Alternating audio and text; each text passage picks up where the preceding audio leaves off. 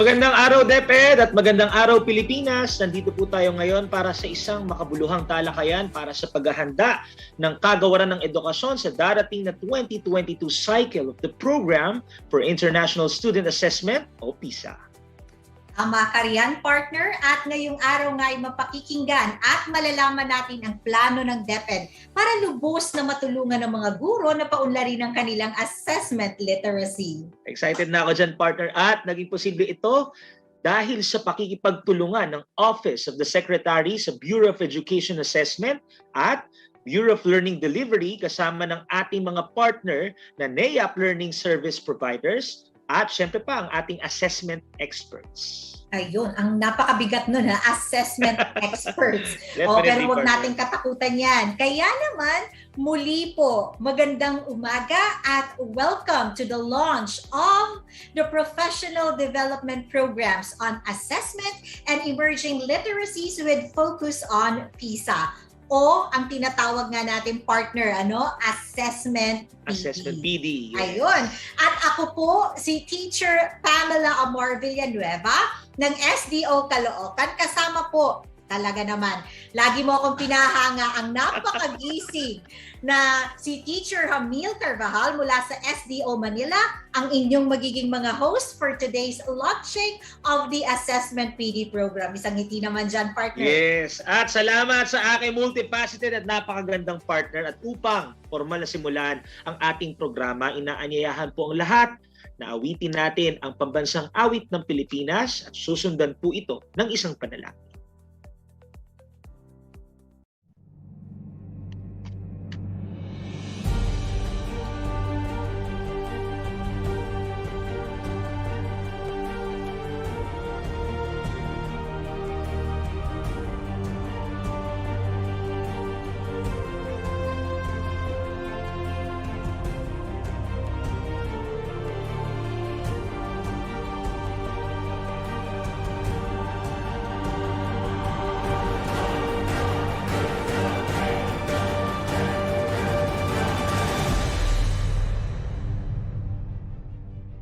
Mga kababayan, ang pambansang awit ng Pilipinas.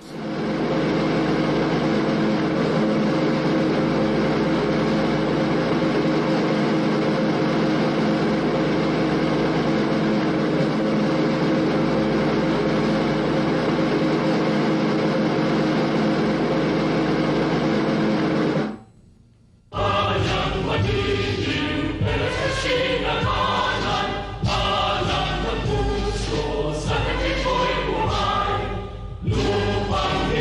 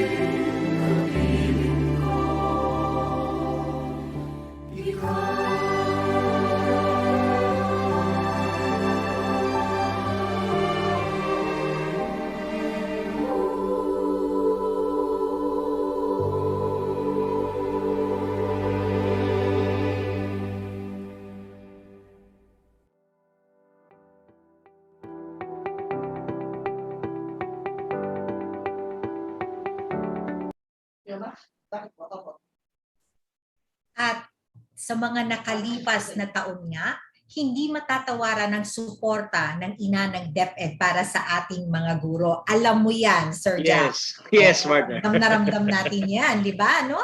At upang bigyan nga tayo ng mensahe patungkol sa ating programa at sa direksyon na ating tuloy-tuloy na pagsulong ng dekalidad na edukasyon, mga kaibigan, pakinggan po natin ang butihing ina ng kagawaran ng edukasyon, Kalihim Leonor Magtoles Briones.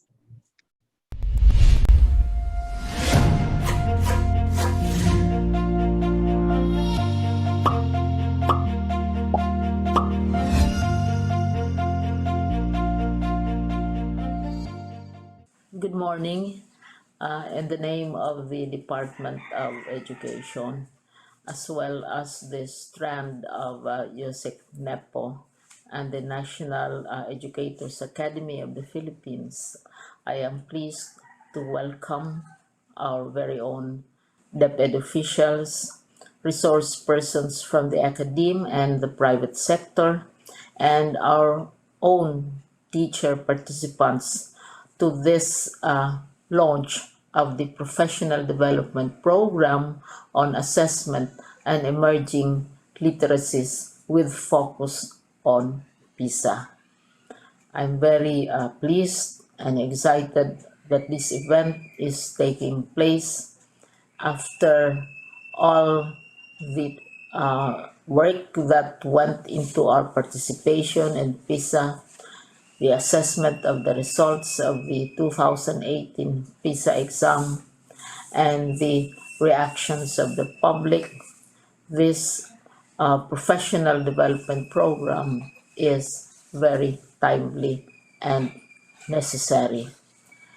As we work towards our goal of improving quality through Sulong Edukalidad, which I must emphasize again, we started even before the pandemic, we recognize the urgent need to upskill and reskill our teachers so that they will be equipped to meet the changing standards, landscape, and context of basic education.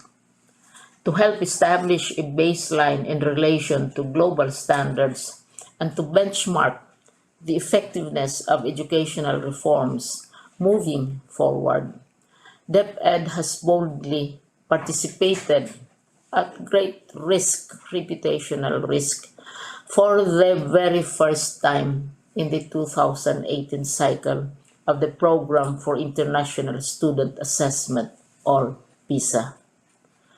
The results of our participation in PISA, as well as in other international large-scale assessments, or ILSAs, put into sharper focus the need to align our teachers' assessment practices and strategies in the classrooms with emerging literacies employed in the frameworks, the standards, and the methods of international assessment. This has been a lesson which we learned very, shall we say, not necessarily painfully, but very emphatically in our experience with the first time that we participated in PISA. PISA is international assessment. Our own national, regional, and even local assessment strategies have to be aligned with such methodologies and literacies in international assessments if we expect to hold our head high and to be able to look at the other countries in the eye when we participate once more in the international assessments. Studies have shown that proper alignment between the formative assessments, which we do at our level, and subsequent summative assessments is crucial to effective learning delivery. So with our committed partners who have worked hard to make the initiative possible, this particular project. We welcome the nearly 20,000 participants from all over the country to this professional development program on assessment and emerging literacies with focus on PISA. We will also recall that during the past months, as we were moving towards face-to-face classes, as we were reviewing our curricula and our minimum learning competencies, we were always asked this now very familiar nagging question: so how are you going to assess the performance of your students? And this program is a response to that query, as well as a response to the results of the international assessments that we have participated in. These must be aligned. And this is also one of the reasons why we decided to participate in PISA, because we were observing the trends in our own national assessments, and we wanted to find out if our national assessments are aligned or somehow echo the international assessments. So through this professional development program, we hope to provide opportunities to enhance, and this is addressed to my beloved teachers, your assessment strategies, your methods and practices, and to empower you to explore innovative ways to implement them in the classrooms. I understand that this program will take several months, and I hope that you will find them very useful. One of our objectives is to improve basic assessment literacy. Assessment is not just instinctive. Before, we would rely on our impressions of our students in a very important way as we assess our students. But since we don't have face-to-face, or our face-to-face sessions will be limited, and we will only be confined to whatever other outputs we require, it is important that we have to review our basic assessment literacy. And we also want to introduce emerging literacies in math, in science, and in reading, because these are the most important subjects which are subject to also to the global assessments. And we want to integrate, and this is very important, the emerging international directions in classroom assessment. And so this is our answer to the frequently asked question from the public during our press conferences, write-ups in various columns as to how we are now assessing our students in the light of blended learning, in the light of the requirements of the international expectations. And we are really targeting our teachers, and we hope and expect the parents to support this initiative of ours, to give us feedback on how our teachers are coping with their increased duties and their increased skills in assessing, and also in adapting our assessment principles to practices in the emerging literacies. So I look forward to a much better assessment of our performance regionally, nationally, as well as globally, as we align our assessment practices with those of the international community. And as we also align our own national assessments with the various local and regional assessment activities that our teachers are engaged in. I have said this many times to quote a favorite author: where there is a brilliant student or learner, you can be sure there is also a brilliant and effective teacher. The relationship between excellence of our learners and the excellence of our teachers is obvious and has been drilled into all of us, all our consciousness, all our minds. So we are responsible for the performance of our learners, to help them out, to encourage them, to assess them, to find out where they need more attention and perhaps more teaching.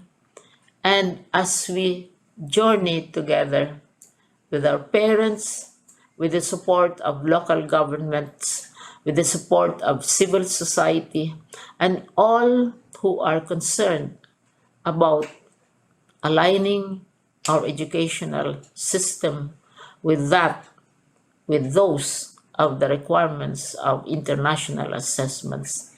As we march together, we hope that it will be a successful march. Enjoy the program.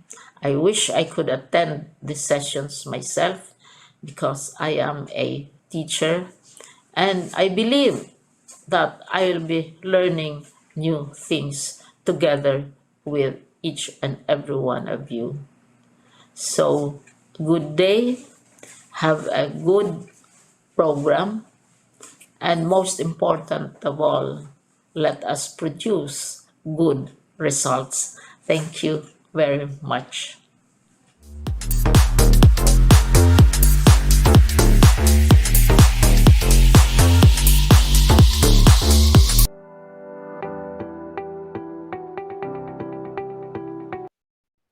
Ayan na nga ba, Sir Jam? Result-based tayo palagi. Tama. Ano? Yes. At saka, Maraming salamat po lagi sa ating Secretary Leonor Magtolis Briones sa patuloy ninyong pagsuporta sa aming mga guro. Maraming salamat po. tsaka isa sa mga nagustuhan ko sa sinabi ni Secretary Briones, yung character ng isang guro na patuloy pa rin natututo. No? Once a teacher, always a learner or student. Yes, hindi natatapos ang pagkatuto nang dahil lang sa nagtuturo na tayo. Yes. We always achieve to get, to learn more so that we could cascade everything to our students as well. Sila rin ang makikinabang. Definitely. At upang ating malaman ang mga hakbang, proyekto at higit sa lahat, inisyatibo ng ating kagawaran sa pagpapaunlad ng kalidad na edukasyon, tunghayan po natin ang video na itinatampok ang sulong edukalidad. Panoorin po natin ito. The COVID-19 pandemic has brought unprecedented changes to our usual ways of living.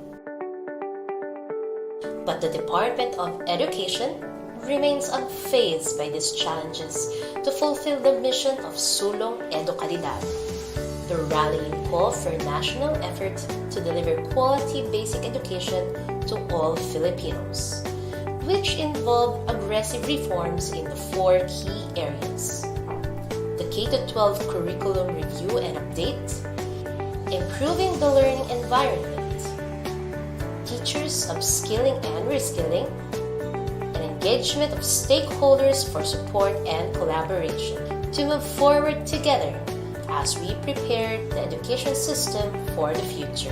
The call for Sulong Edukalidad will continue, and we have built the framework of the Basic Education Learning Continuity Plan, or the BELCP, to put the needs of the learners at top priority.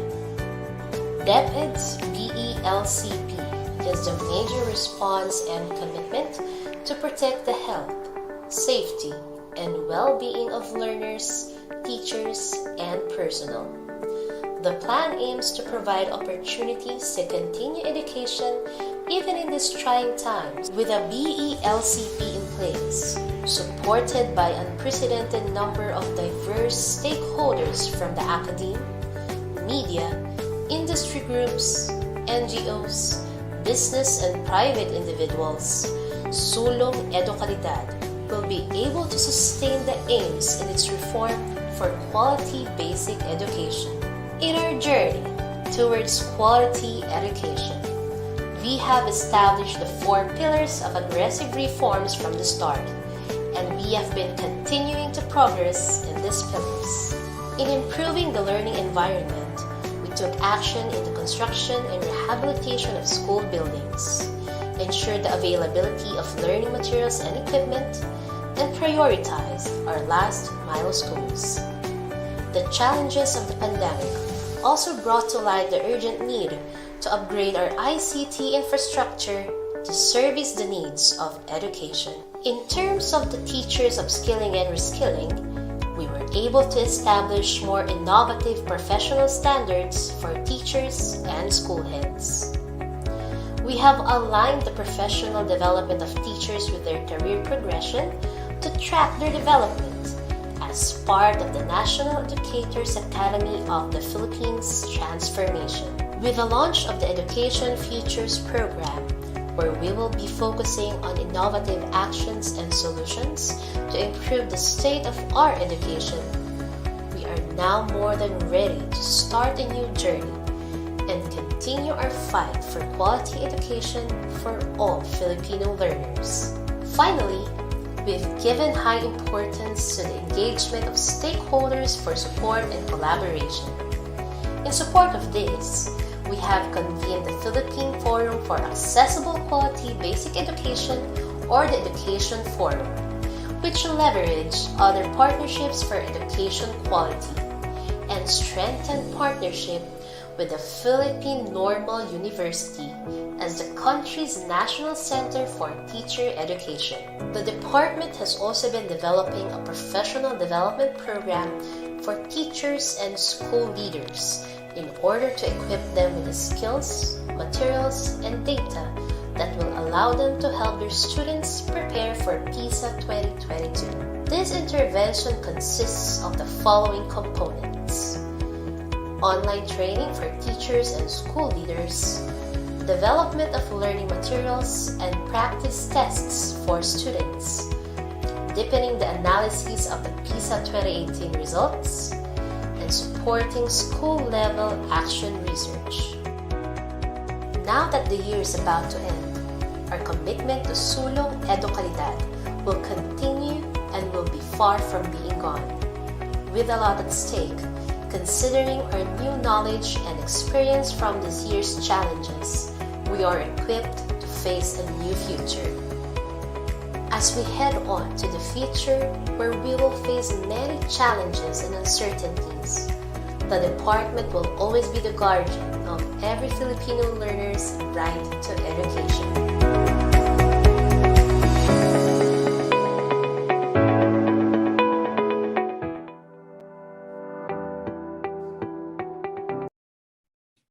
Ayun na nga, Sir Jam, nakita natin ang mga programa ng DepEd para itaas ang kalidad ng ating edukasyon at serbisyo sa bansa. Kitang-kita mula doon sa video inserts natin sa AVP na ating nakita, na tunay talaga na sulong edukalidad, na ginawa talaga ng kagawaran ang lahat ng pamamaraan para maisulong, maitulay, maitawid, ano pa bang salita ang karapat-dapat nating magamit o maisa sa titik natin, no? At nakakamangha, tunay na saludo sa lahat ng mga nasa kagawaran. At saka Teacher Pam, yung nakita natin sa video kanina, hindi pa iyon lahat ang ginagawang proyekto ng ating kagawaran. Dahil yun nga, itong pandemya, naging bahagi tayo ng isang malaking proyekto, no, na hindi natin inaasahan ay magiging bahagi tayo nito. Tunay. So ibig sabihin, there's more to come. Definitely. At ikaw ba'y nangangakong kasama dun sa more to come na yon? Naman, more than willing. Ayun naman. Kaya, sige, Let's keep the ball rolling ngayong araw na Yes. to, Sir Jam. Ilan lamang yan sa mga inisyatibong inilatag ng ating kagawaran at nakasisiguro tayo na mayroon pang mga susunod na mga programa gaya na sinabi namin kanina para sa ating mga guro at syempre para sa ating mga kliyente, ang ating mga mag-aaral. At kaya naman ngayong araw na ito, tignan na natin ang ating course overview ng ating programa. Dito ay malalaman natin kung ano nga ba yung lalamanin ng ating assessment PD program. Kaya muli, panoorin natin ang video na ito. Excited na ako. The Department of Education aims to provide accessible, quality, and relevant basic education to every Filipino nationwide. To realize this vision, the DepEd launched Sulong Edukalidad, a campaign to improve the basic education system of the country by focusing on 4 priority areas: K-12 curriculum review and update, improvement of the learning environment, teacher upskilling and reskilling, and engagement of stakeholders for support and collaboration. As a contribution to the teacher upskilling and reskilling pillar, and in preparation for the next cycle of the Program for International Student Assessment, or PISA, the department presents you with a professional development program on assessment and emerging literacies with focus on PISA. The Assessment PD program is a professional development program that aims to improve teachers' assessment literacy and content knowledge in order to develop reading, math, and science literacy of junior high school students. The program is jointly developed and delivered by DepEd's Office of the Secretary, Bureau of Education Assessment, Bureau of Learning Delivery, and the National Educators Academy of the Philippines accredited learning service providers, namely the Assessment Curriculum and Technology Research Center, Front Learners Incorporated, and Center for Educational Measurement.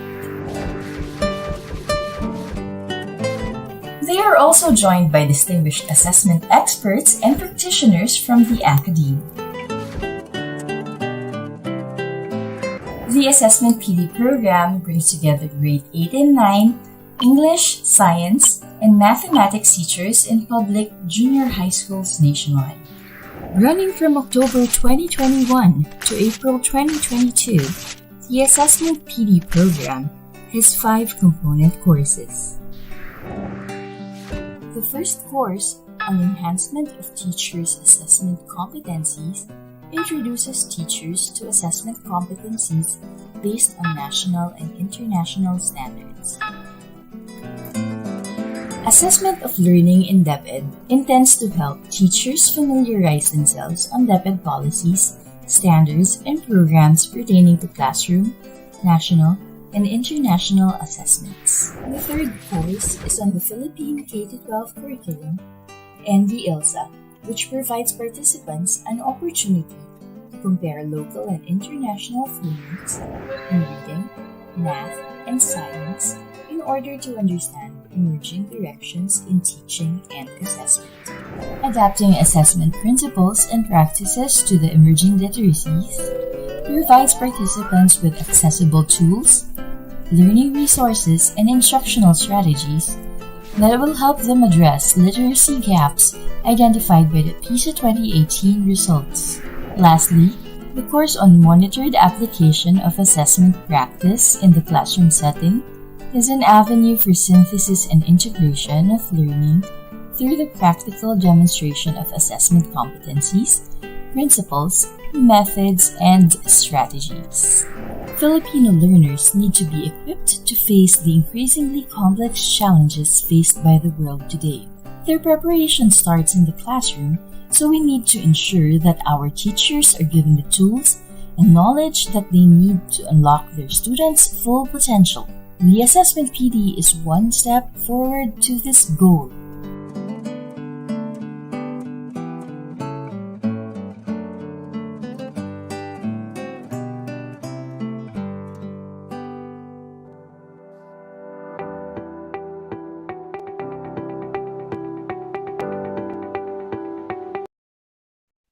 Nakita po natin ang course overview at masasabi natin na makatutulong talaga ito, Teacher Pam, sa pagpupursige na mapalawak pa ang ating nalalaman sa pagtuturo. Ano masasabi mo, Teacher Pam?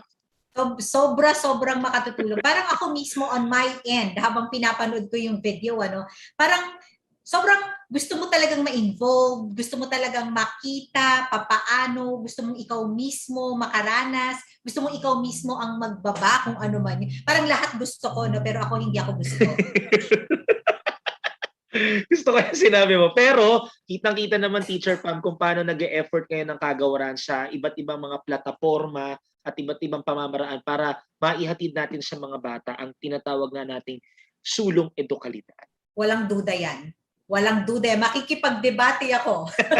Kaya naman, mahalaga talaga. Alam na alam natin na napakahalaga talaga na magkaroon ng ganitong mga programa dahil sa tulong nga nito ay mas mapayayabong ang kanilang kakayahan sa classroom assessment. Ito na nga, excited na ako, partner, upang mas lalo pa nating maintindihan ang kahalagahan ng programang ito. Pakinggan po natin ang ating partners at assessment experts para sa ating discussion and question and answer portion. Di ako nakatulog kagabi. Oo. Habang nagme-makeup ay nahirapang tanggalin ang aking eye bags dahil sobrang excited akong makasama sa iisang frame ang mga lodi natin. Diba? Sabi nga ng mga millennials, sakalam. Sakalam, Ayan. Definitely, partner. Kaya, Sir Jam, simulan na natin, ano? Yes. Okay. Go ahead, Teacher Pam. Para sa lahat, amin pong ipinakikilala ang ating mga makakasama ngayong araw na to at sisimulan po natin. Ayan, makakasama po natin si Dr. Marilyn U. Balagtas, University Professor sa Philippine Normal University at ang kasalukuyang presidente ng Philippine Educational Measurement and Evaluation Association. Good morning po, ma'am. Good morning, Hello, ma'am. good morning everyone. Hello, good morning everyone. Mabuhay Hello po po. kayo, ma'am. Yes, mabuhay tayong lahat. Yes. Salamat po. Salamat po. Sama sa akin dito. Salamat po. Salamat po.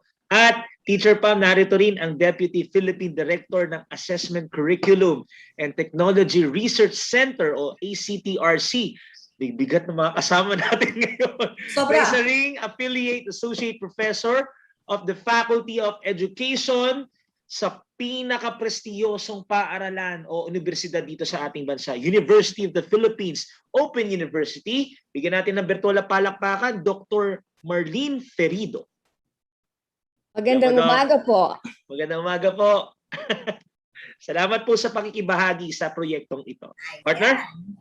Hindi pa dyan nagtatapos. Ayan, sa ating mga taga-subaybay ha, daragdagan pa natin ang mga credible na speakers natin, okay, at panelists ngayong umagang ito. Also, here with us from Front Learners Incorporated are Mr. Leo De Velez and Miss Elaine De Velez. Virtual clap for them po. Nakita ko mga libro sa inyong likod. Bigla ako nagkaroon ng goosebumps. Pahingi po ng libro ha. Inunahan mo ako, po. partner. Salamat po, Mr. and Miss De Velez, sa De Velez. pakikibahagi sa umagang ito. Makakasama rin natin, partner, ang Director for the Programs and Development Division ng Center for Educational Measurement. Walang iba, bigyan natin ng virtual clap, si Miss Cathy Tan. Hello, Miss Cathy Tan. Gandang umaga. Magandang umaga po. Ayan, napakaganda ng ngiti ni Ma'am, nakakahawa. At dahil nakakahawa ang ngiti, tuloy-tuloy na natin ng positive vibes because Yes. this morning, all right, we will also be joined by officials from DepEd, of course, who provided leadership and support to this program. At narito nga ang Director ng Bureau of Education Assessment o BEA na si Director Nelia Benito. Palakpakan po natin si Director. Salamat po. Everyone. Morning po. Ayan, good morning po, Ma'am. And of course, Sir Jam, okay? Allow me. Teka lang, humihinga ako ng Okay, we have with here us today. Of course, the Undersecretary and Chief of Staff, Attorney Nepomuceno Malaluan. Isang virtual na palakpakan. Siyempre. Attorney, magandang umaga po. Magandang umaga. Kung kailangan nyo ng booking kay Teacher Pam at kay Teacher Jam, kanina ako ay nag-apply bilang kanilang manager. So lahat ng booking request ay dadaan sa akin ngayon. Good morning sa ating mga teachers na participants dito sa program na ito. We are really very happy to see you, and like the Secretary, very excited to really work with you on this professional development program. Ayun. Sir Jam, medyo nag-palpitate yata ako dun sa... Ini-endorso na tayo ni Yusek Malaluan. Maraming salamat po. Maraming salamat po. Magpapagawa na po kami ng calling card.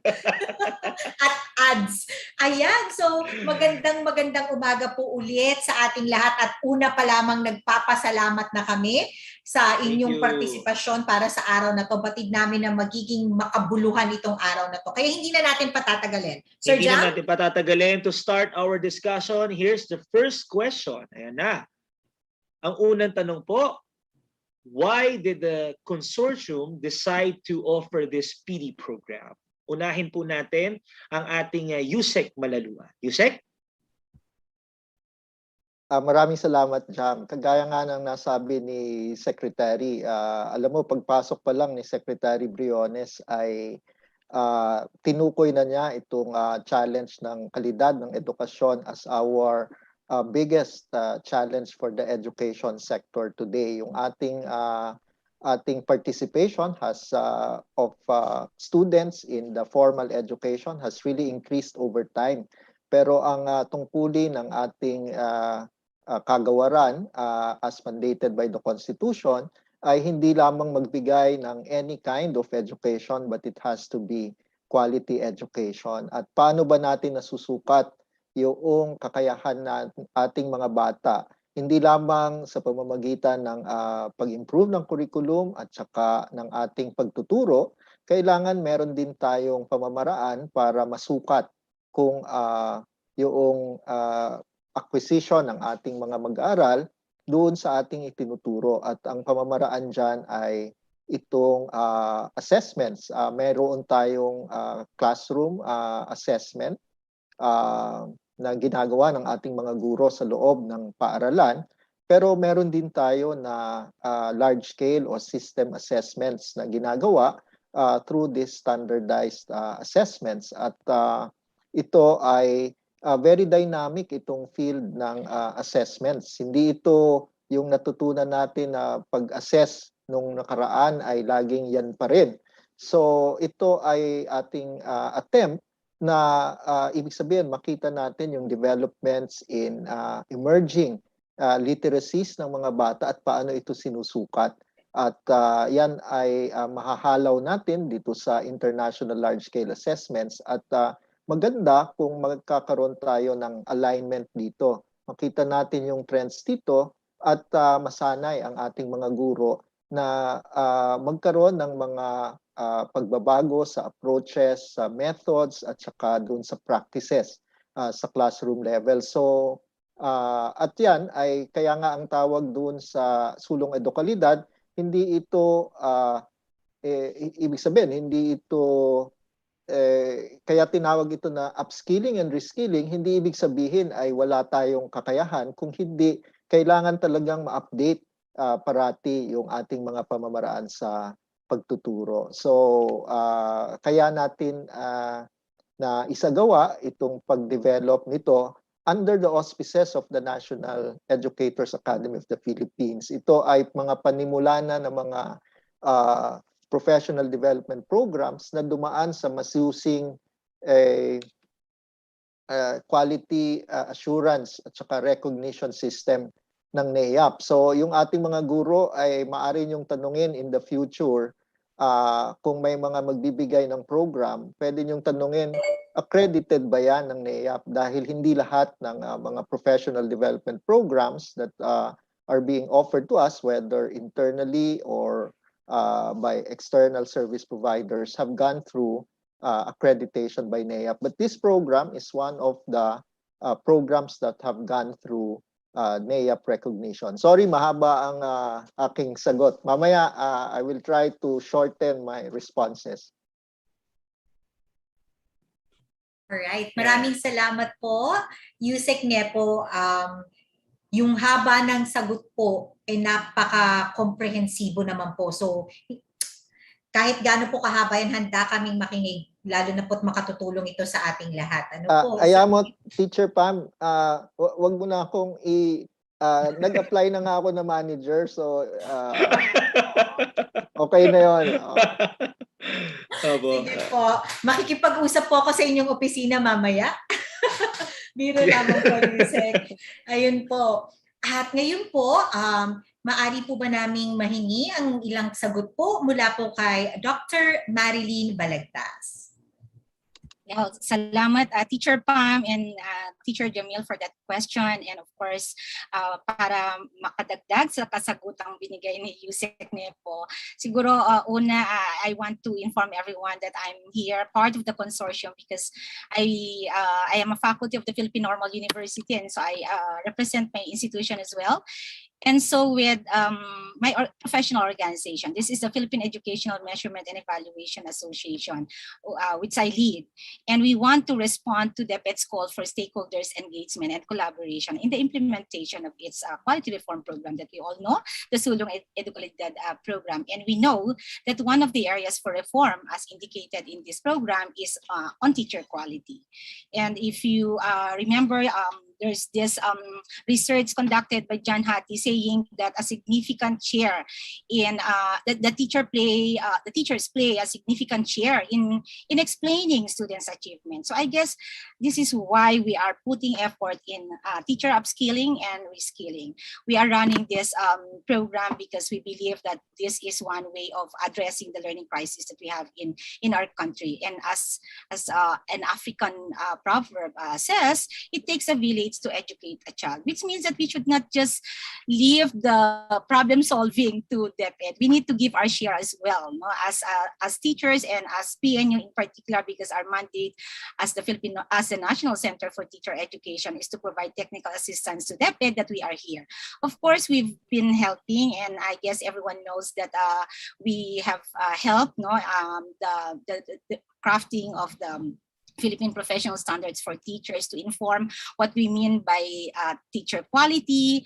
But we also did our share initially, in particular for PISA, we did a study to find out if our K-12 curriculum is aligned with the expectations of PISA. And aside from that, we thought it's not just through research that we could contribute, but also by giving our assistance to the Department of Education by serving as, in our case here, we are serving as resource persons.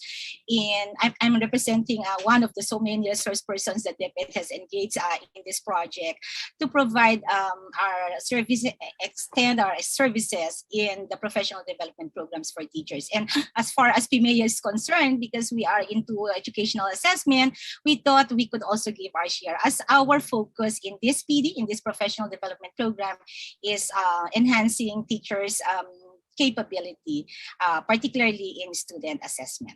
Thank you. Yan. Maraming salamat po, Dr. Balagtas, at binabati ko rin po ang PNU sa kanilang selebrasyon ng kanilang pagkakatatag na itinuturing na Center for Teacher Education. So, inaasahan po namin sa mga susunod pang mga proyekto ay kabahagi natin ng PNU sa pagsusulong ng edukalidad. Maraming salamat. Lagi naman, simula pa lang una. No? Yes. Ganda nga na sinabi ni Dr. Balagtas, it takes a village. Nakarinig ko na naman yan. Tama. At totoong-totoo talaga yan. Ayan. Ngayon naman, partner, pakinggan natin si Director Nelia Benito. Thank you, Teacher Jam. Hello po. Teacher Jim. The Bureau of Education Assessment, as the National Center for the rollout of the international large-scale assessments, took into account in this assessment PD the experiences of those who participated in the 2018 PISA. During the post-assessment interview, the issue on non-familiarity of students with the computer-based mode of assessment in terms of navigational instruction in the test, such as scroll, drag, drop down, and their non-familiarity with the style of PISA questions and difficulty in answering open response questions were factors that had adverse effect in their test performance. Hence, this assessment PD will address this issue on novelty of computer-based assessment. The K-12 curriculum demands for competent assessors of learning who are literate on a wide range of assessment methods. To become competent assessors of learning, teachers should have a full understanding of the different purposes of assessment, the broad range of assessment types, and the type of assessment to use for different steps in learning and evaluating different learning outcomes. However, in practice, the in-service teachers do not fully utilize the breadth of assessment methods that are available and instead rely heavily on assessment methods that are short and easy to develop and score. Furthermore, teachers need to understand the complementarity of classroom assessments and standardized system-level assessments, and upskilling and reskilling teachers on the nature, procedures, interpretation, and utilization of standardized assessments that are aligned with the national curriculum and the international large-scale assessments will help them improve the validity and reliability of their classroom assessments and their assessment practices over time. Thank you. Ayan, maraming salamat po, Director Benito. Partner, yung isa sa mga punto na kanina pa rin sinasabi ni Yusek Malaluan at saka ni Director Benito, yung bang re-recalibrate ng ating assessment at ipinapantay dun sa international scale. Yes, Yun yung importante reliable. doon. Yes. No? Napakabigat ng salitang reliability. Nung narinig ko nga binanggit kanina, medyo pero lahat naman tayo. Pero yun nga, sa gaya nga na sinabi mo, i-recalibrate natin ito para pumantay. At maririnig pa natin ang karagdagang sagot hinggil sa tanong na iyong ibinato kanina mula naman po kay Dr. Marlene Ferido. Okay, thank you, Pam. Aside from reducing the novelty of the ILSAs, as one reason why the consortium decided to offer this PD, it will also allow the learners to show their true proficiency. You know, all international large-scale assessments focus on assessing students' ability to apply knowledge and skills, as well as to analyze, reason, and communicate effectively as they interpret and solve problems in real-life situations and scenarios. Now, these skills are usually drawn from the various concepts in the curriculum across different countries. However, our heavy dependence on paper and pen tests at the end of lessons, units, module, or book chapters, or even at the end of a quarter or a school year, that are focused on content drawn solely or primarily from the learning materials will not provide learners the opportunity to apply knowledge in different contexts and settings. Learners will be more interested, they will be more motivated and engaged if they appreciate the importance and the critical role of key ideas they learn on a daily basis. Thus, this PD gives teachers the opportunity to move to a higher level of assessment practice as they unpack the curriculum. We at ACRC believe that assessment is for teaching. Why? It's because if assessment information and data based on evidence are used appropriately, then our students will learn and demonstrate their true proficiency. And then teachers will be able to monitor learning correctly, and students will be able to engage with relevant learning opportunities. All of us education stakeholders aim to reform or help reform the quality of students' learning outcomes. If this is to happen, then assessment must change. Thank you.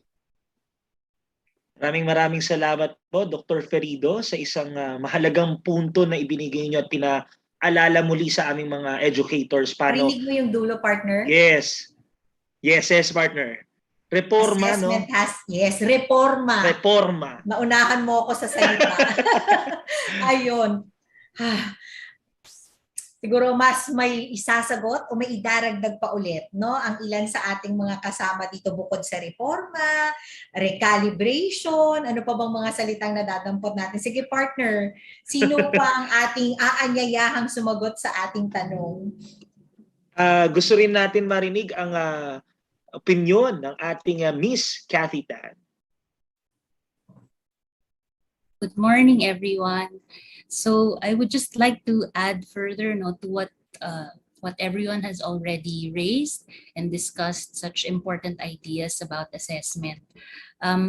For CEM, we really believe that enhancing teachers' assessment literacy is very, very important because we deeply believe in the value that assessment brings to learning. In fact, that's our mission as an organization. It's really to help build the capacity of educators to use assessment and research for educational improvement. Assessment really, when you think about it, when you boil it down to the basics, assessment benefits learning by the way it motivates us to prepare, or the way assessment trains us to demonstrate our understanding. So when an assessment is well crafted, or when it's challenging, the act of preparing for the assessment or answering or for fulfilling the requirements of the assessment becomes in itself a valuable and worthwhile learning experience. So well-made assessments compel us to make connections between ideas, to integrate what we know so that we can explain deeply, we can defend particular perspectives and opinions, or so that we can apply what we know. Mm-hmm. So really, I think this is the important contribution of the program for assessment to what teachers will be doing in the classroom. And so when they've developed better assessments, more challenging assessments, then this can also be more useful for teachers as a basis for understanding what their students' strengths are, what their weaknesses are, and to better focus their efforts on those areas that students need more help on. So I think that's really one value that the program will bring to teachers who will participate in it. And to extend that further, the program also includes some inputs related to teaching. So throughout the program, there will be inputs related to how to give feedback, coaching, and also towards the end, the program that CEM will run is related to giving inputs to teachers on teaching reading literacy. So, because that's really the next step after you have the assessment and see the assessment results, the next question becomes, so what can you do? What can you do as a teacher? So, complete tayo in what we'll be offering in the program. Maraming salamat po, Miss Cathy Tan. Isa sa mga nagustuhan ko sinabi, Miss Cathy Tan, dun sa part ng reading literacy na kailangan pagtuunan ng pansin ng bawat isa sa atin, hindi lang ng guro, lalo tigit ng mga estudyante, at yung feedback na kailangang ibigay sa mga guro kung paano pa nila mahasa yung kanilang skill sa pag-assess sa kanilang mga estudyante, kung saan pa yung pwedeng paunlarin, no? Yung strength pwede pang pagtibayin at marami pang iba. Ang feedback kasi isang napakahalagang bahagi ng communication process eh. At dito natin makokonekta yung isa nga rin sa puntong gusto kong bigyang diin sa kanyang sinabi kanina, connections. Diba? Yes. When you give feedback, we will know what went wrong, what we need to improve, Definitely. how did we do it right. So most probably, nakikita natin yung connection, tumutulay, bridging. Diba?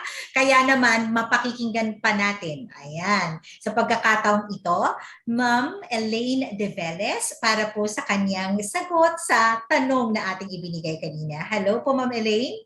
Hello, Ma'am Elaine. Good morning. Yeah. Well, first of all, I'd like to thank the Department of Education for inviting us to be part of the consortium. We would like to commend Secretary Liling Briones, Yusek Malaluan, and the National Educators Academy of the Philippines for your unwavering commitment in the continuing professional development of our teachers. So, Front Learners is an e-learning content and solutions provider for K-12 schools and universities. Front Learners was formed because we believe that Filipino children can have and deserve to have the same opportunities as their counterparts globally. Leia and I, we were both products of Philippine public education. We were fortunate to experience studying and working abroad in multinational corporations. And what we realized, together with other Filipino colleagues, is that we can thrive in an international environment and that we can be considered as valuable talents just like other nationalities. When we look back, we came to the conclusion that it is the quality of our basic education that enabled us to be competitive and help open up opportunities which changed our lives.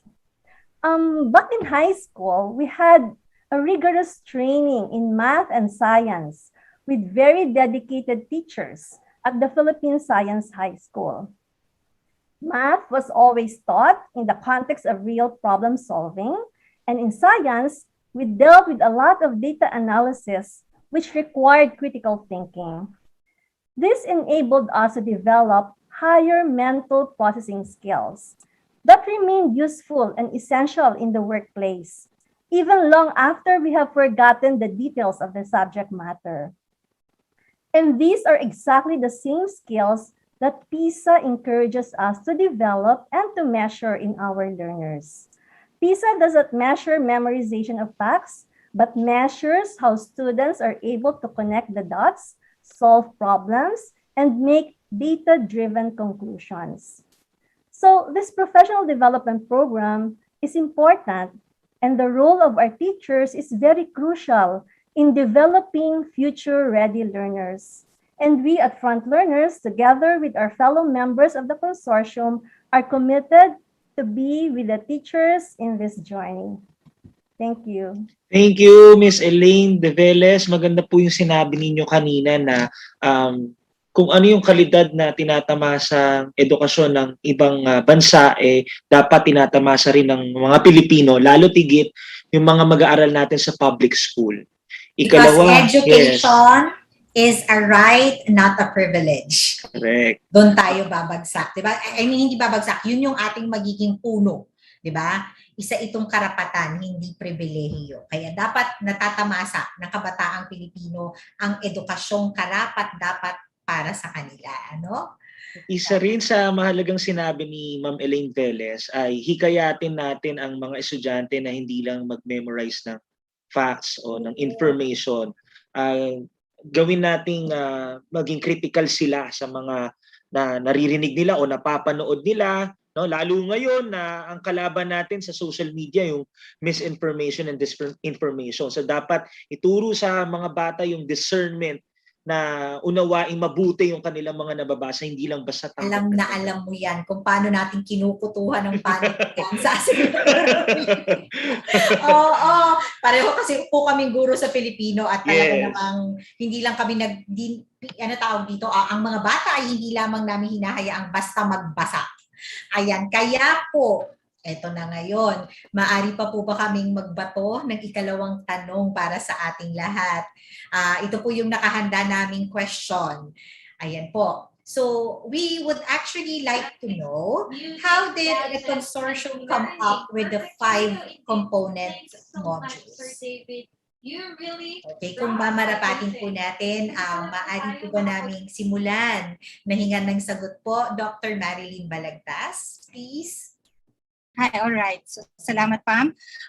Sa tanong na yan, I think ito po ay naging bunga ng maraming mga diskusyon, maraming brainstormings na nangyari sa DepEd. I think we were engaged since last year, October last year, when we started talking about this possible professional development program that we could offer to teachers to again implement that idea of teacher upskilling and reskilling. And so we thought, as we want the teachers to gain these competencies in assessing learning that are not only acceptable in our context, but also internationally accepted, that we thought in our module, because it's the first module that we will run among all the 5 modules, we thought we need to make the teachers understand what these assessment competencies are that they should be equipped with, which are accepted internationally. And of course, we are referring all this to PPST, as we did the mapping of how aligned the PPST is with all these international standards. And so that is guaranteed. But we want to be more specific as to what these skills are that they should be equipped with. And in our module, as I said, in the first module that we will run, we developed a tool to assess what these assessment competencies are that teachers have at present before the training begins. So we know how to build these competencies until they get to a level that they are confident in saying, I could parallel my classroom assessment practices with international practices. So that's the very essence of our module. We know that the rest of the modules will help build these capacities of teachers in assessing learning, and that's where the other modules will come in. But in another module where I am also part, that's the module 4, where we will be introducing the PISA Readiness Toolkit. We thought we could come up with this set of materials that are capturing the competencies that are to be assessed in PISA, particularly in these 3 major areas. As we know, PISA is age dependent, but when we talk of teaching, we are only looking at the competencies that are targeted in our specific grade level. But that's not how PISA looks at it, no? At our 15-year-old learners, that there is this set of competencies that they should be equipped with, and that they should be able to apply this in whatever context. And so in PISA Readiness Toolkit, we try to design this set of materials that teachers could use in helping the students acquire these skills, and provide them as well some coaching materials, so that if in case students need some more help, for them to build their proficiency, as we design this from the lowest proficiency level possible as defined in PISA to the highest possible proficiency level. So may mga coaching guides kami rin na offer, so that teachers could do the needed coaching or scaffolding for their students to get to the highest level possible. Now, within this limited time that we have, to make them more confident to participate. No, our country to be more confident to participate again in this PISA 2022. Thank you. Abang-abang ang 2022 na yan, Dr. Balagtas. Excited na. Mixed feelings. Yes. Lalo na sa sa binahagi niya sa atin kanina na coaching para sa mga guro, kung paano mapapabuti yung kanilang pag-a-assess sa mga bata. Excited po kami diyan. Nakakakilig. Kaya lang sa 3 groups of teachers lang uli ito, sa mathematics, science, and English. But we thought the model could be replicated in other areas, because of course we want the quality to be not just in these 3 areas, but in all subject areas and levels as much as possible. Thank you. Climbing every mountain one step at a time. Yes. Yes, right. Tsaka yung Dr. Balagtas, itong mga binanggit mong pangunahing mga asignatura, ito yung sa dulo, magdudulot sa atin ng functional literacy, reading, writing, tsaka arithmetic. Kaya siguro dito muna tayo nag-focus. Pero kagaya nga na sinabi kanina ni Dr. Balagtas, malay natin sa mga susunod, yung all subject areas ay mapagtuunan na natin ng pansin sa bahagi ng PISA 2022. Exactly. Yes. Salamat po, Dr. Balagtas. Dumako naman tayo kay Director Nelia Benito.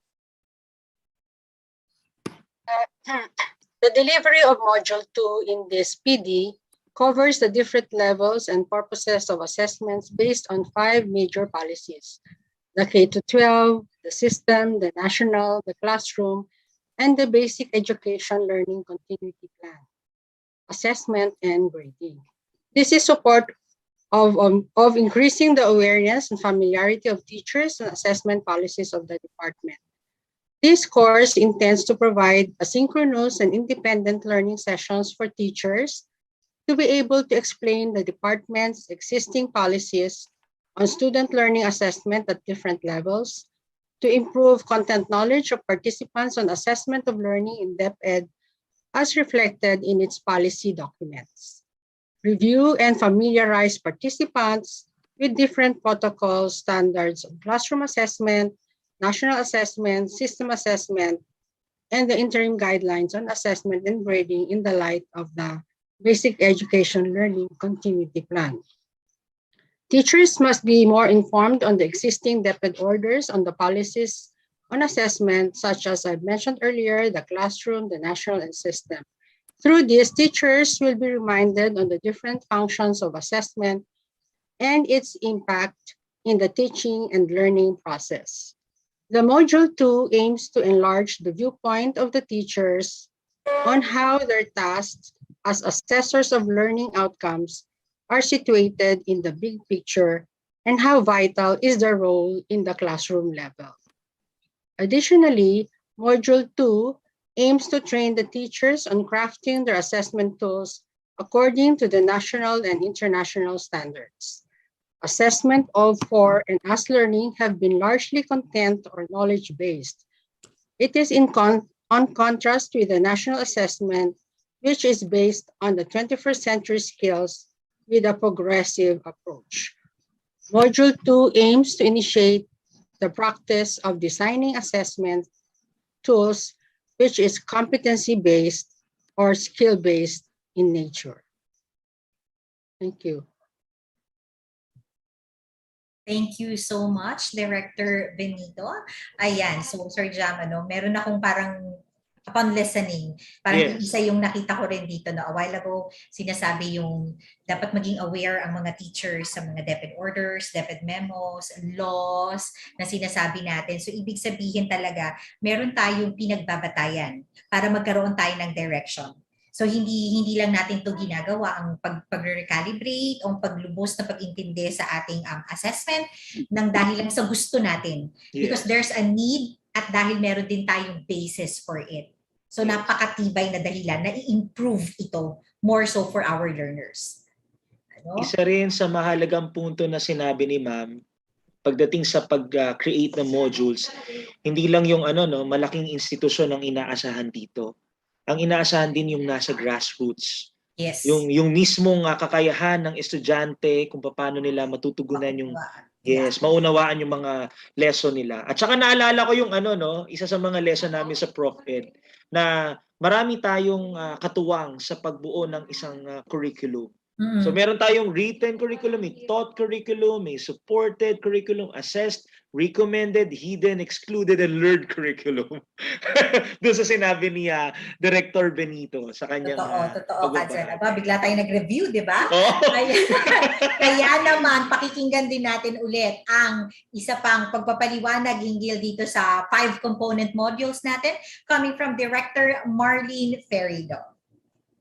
Okay, thank you, Pam.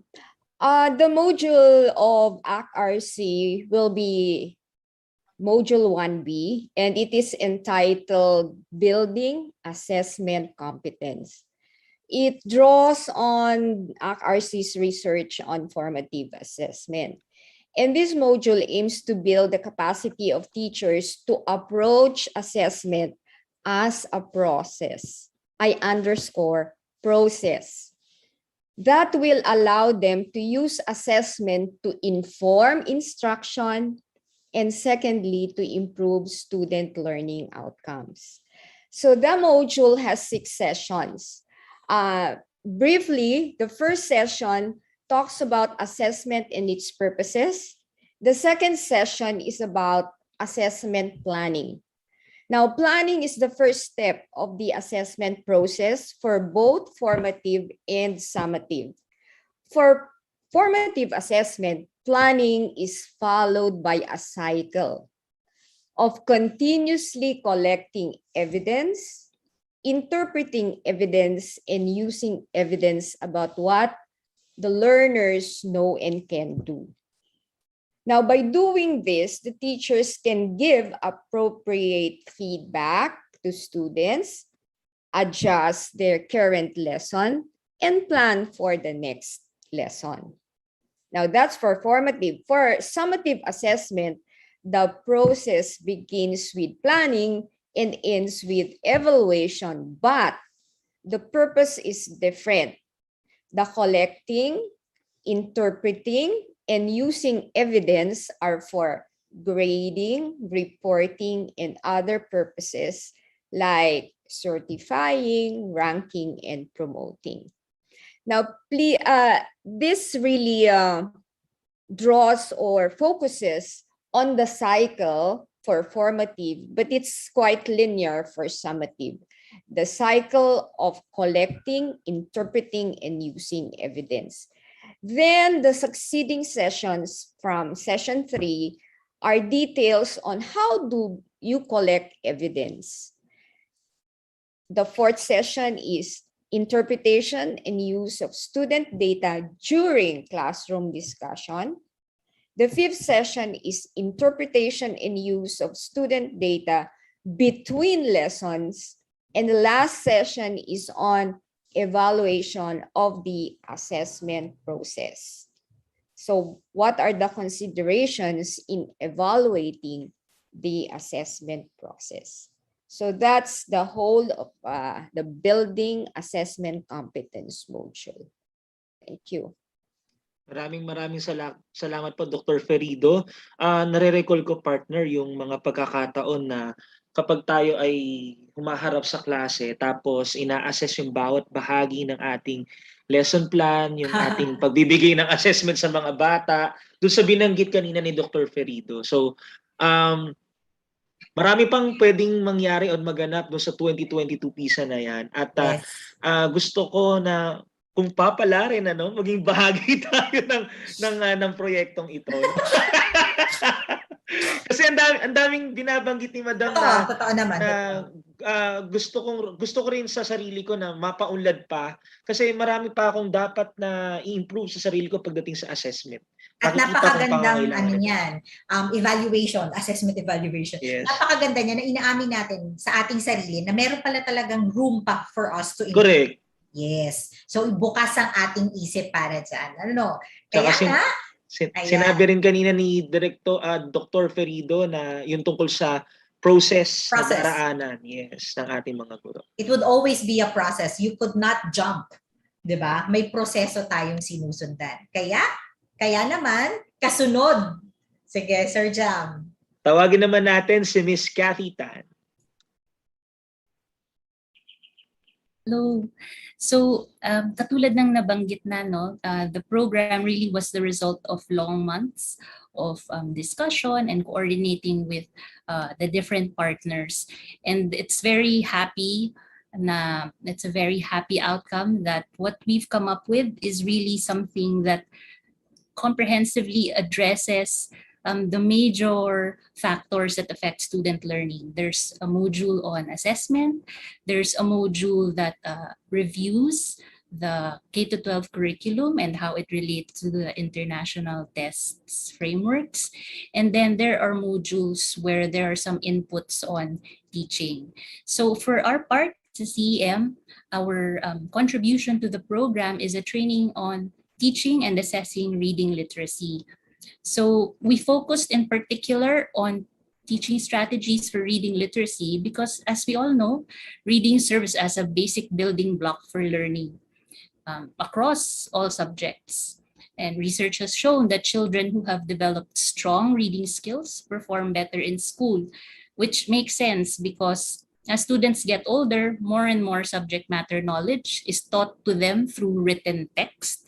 And as they progress through the grade levels, these texts become longer and more complex.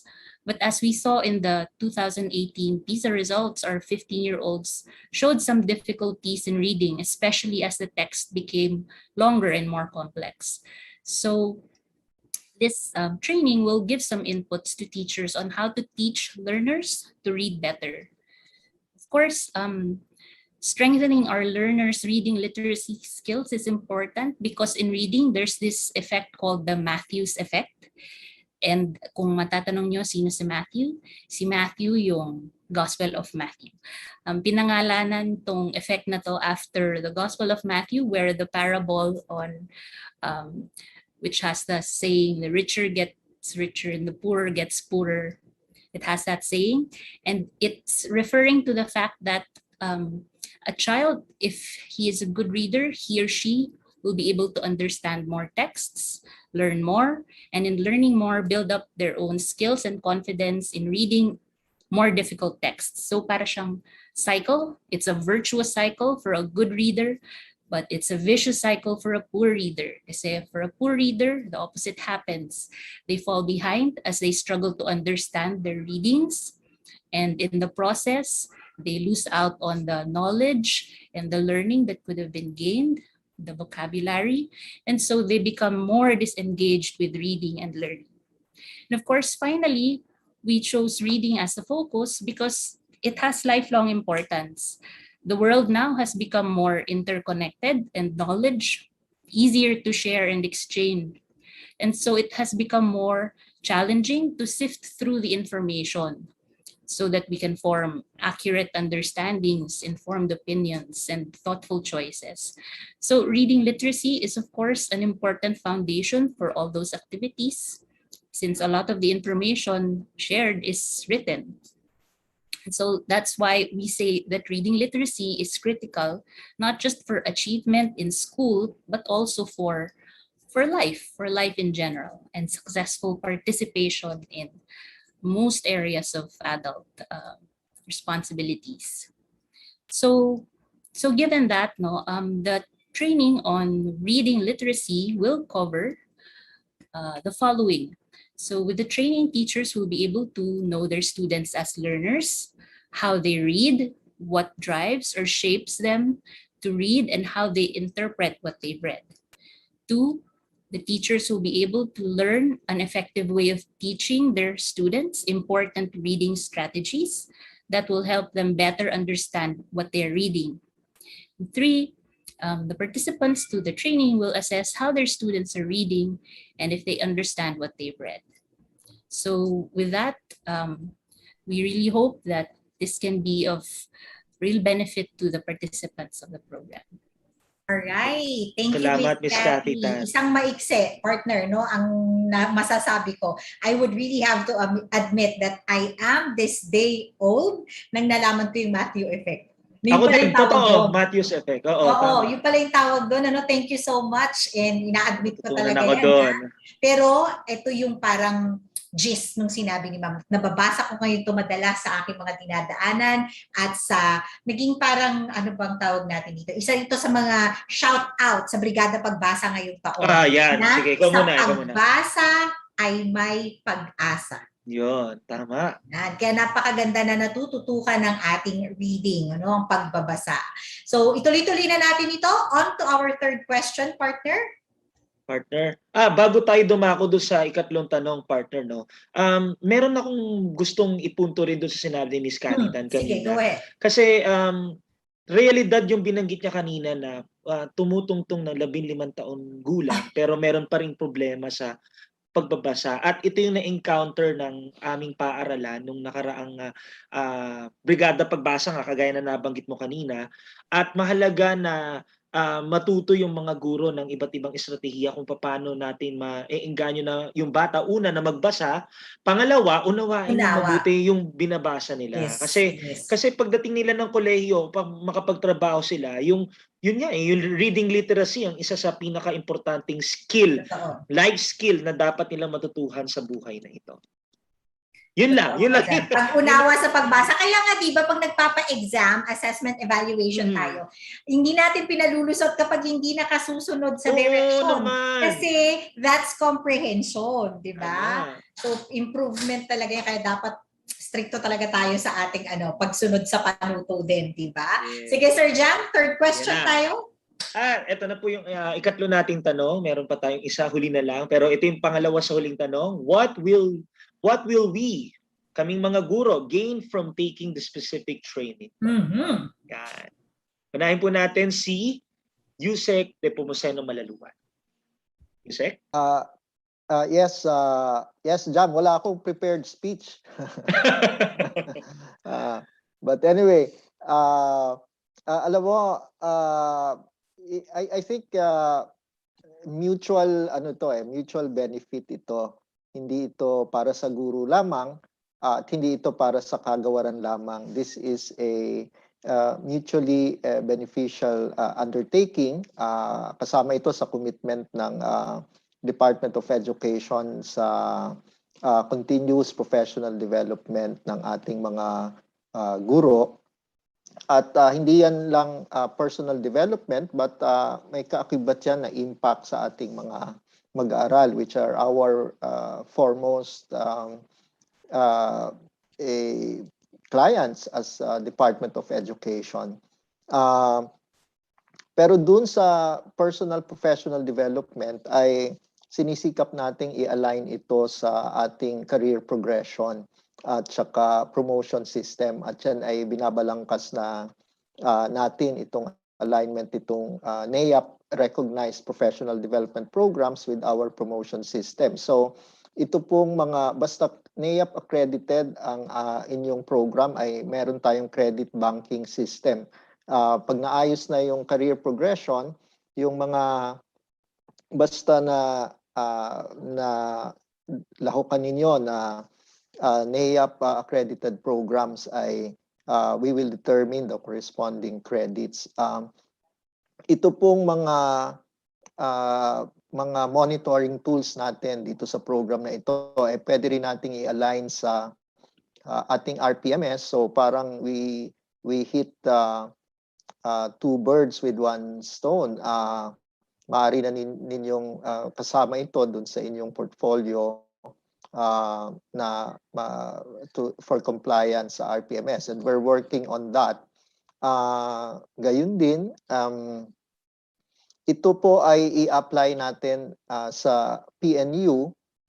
Nagbukas tayo ng isang mekanismo sa PNU ng recognition ng professional development programs for equivalence in their graduate programs na corresponding recognized credits.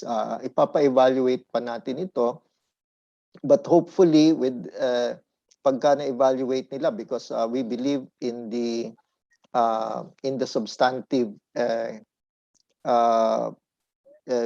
content nitong program na ito, ay talagang maaari itong bigyan ng equivalent credit units for graduate programs. So yun pong mga sa PNU. So kung meron sa inyo na kumukuha ng graduate degree sa PNU, ay maaring kung pumasa sa evaluation nila ay may recognized credit units, and we will be working on that as well. So as I mentioned, mutual po ang gusto nating benefits dito for our teachers and for the department, and ultimately our learners benefit as well. So yon, Teacher Pam. Medyo kinilig ako dun sa narinig ko doon, Sir Jam.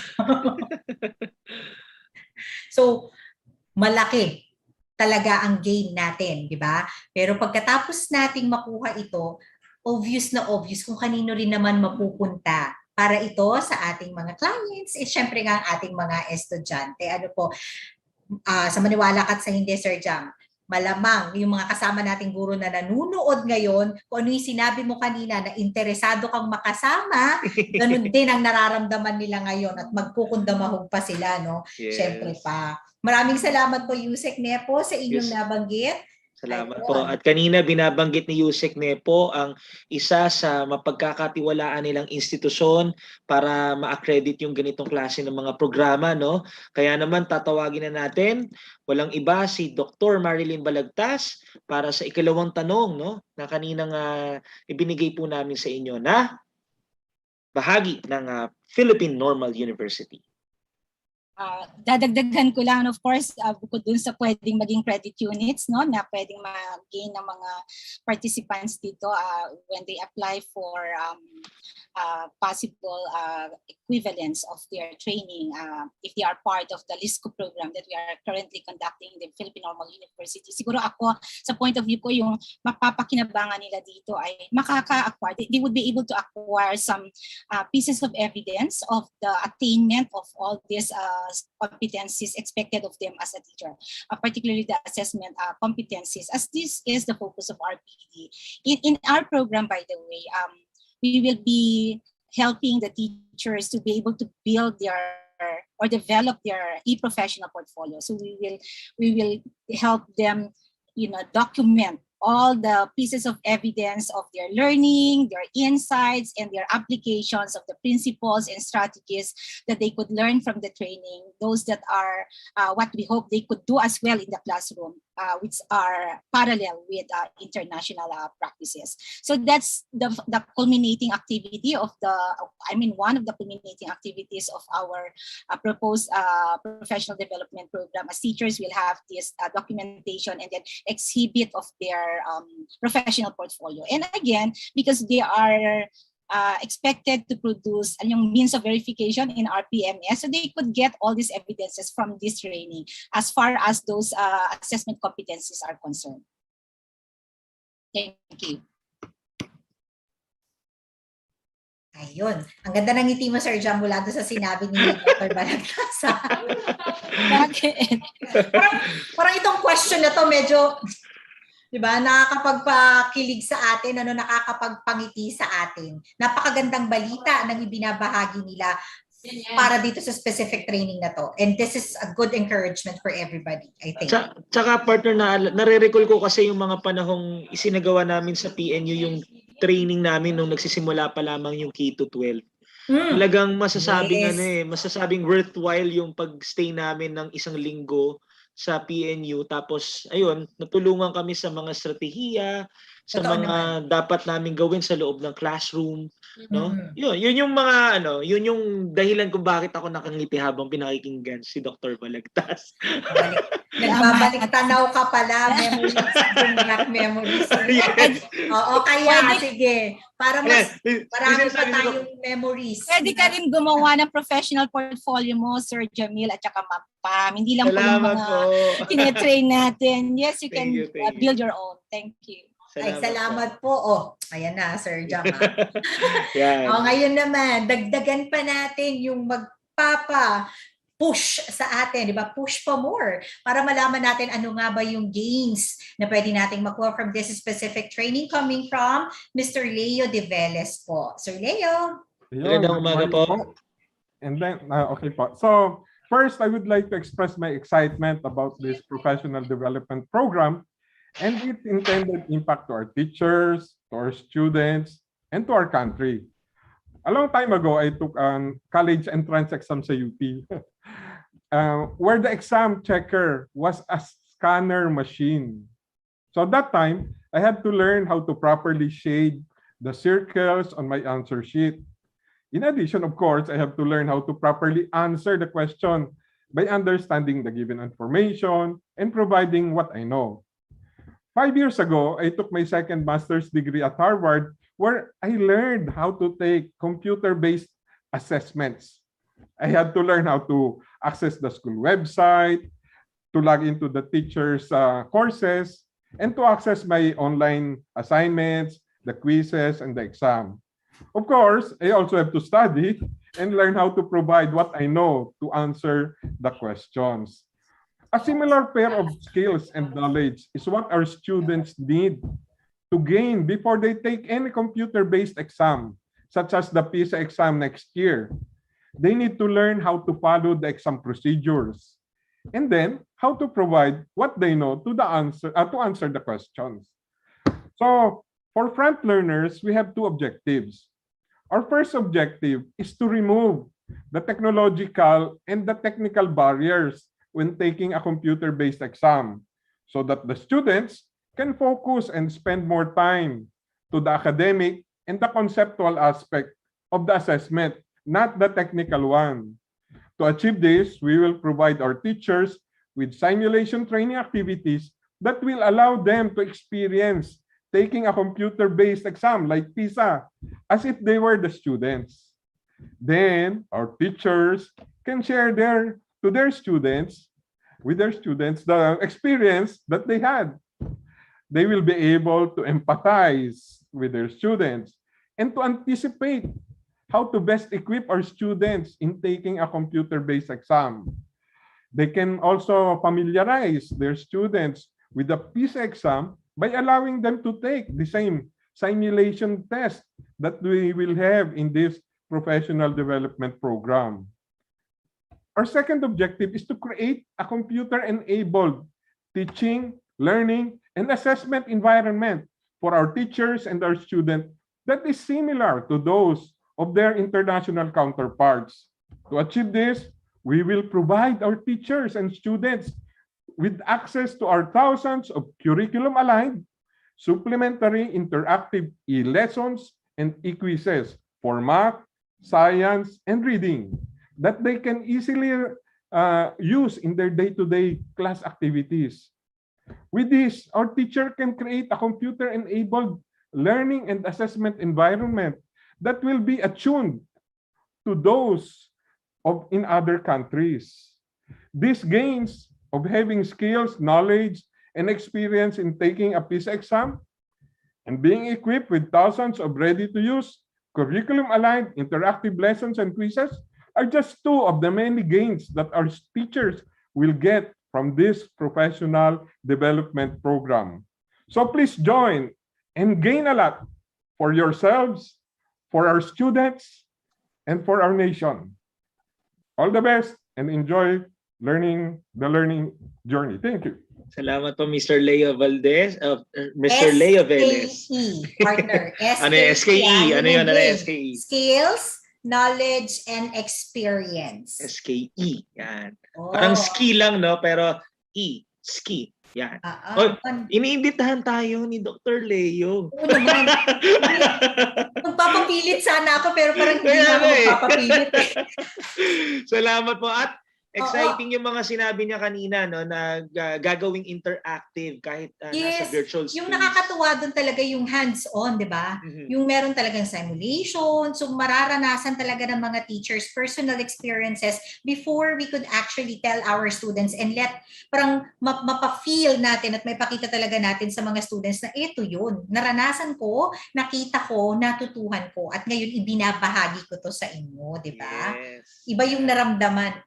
Alam mo yan. Kaya naman, gusto nating maramdaman sa ika-4 na tanong. Ayan. Para po malaman natin, coming from the gains, we would also like to know what kind of support will the teachers receive? And I think, kung mamarapatin po, Yusek Nepomuceno Malaluan, sa inyo ko po sana ibibigay ang tanong na ito. Ito na yung $1 million question, partner.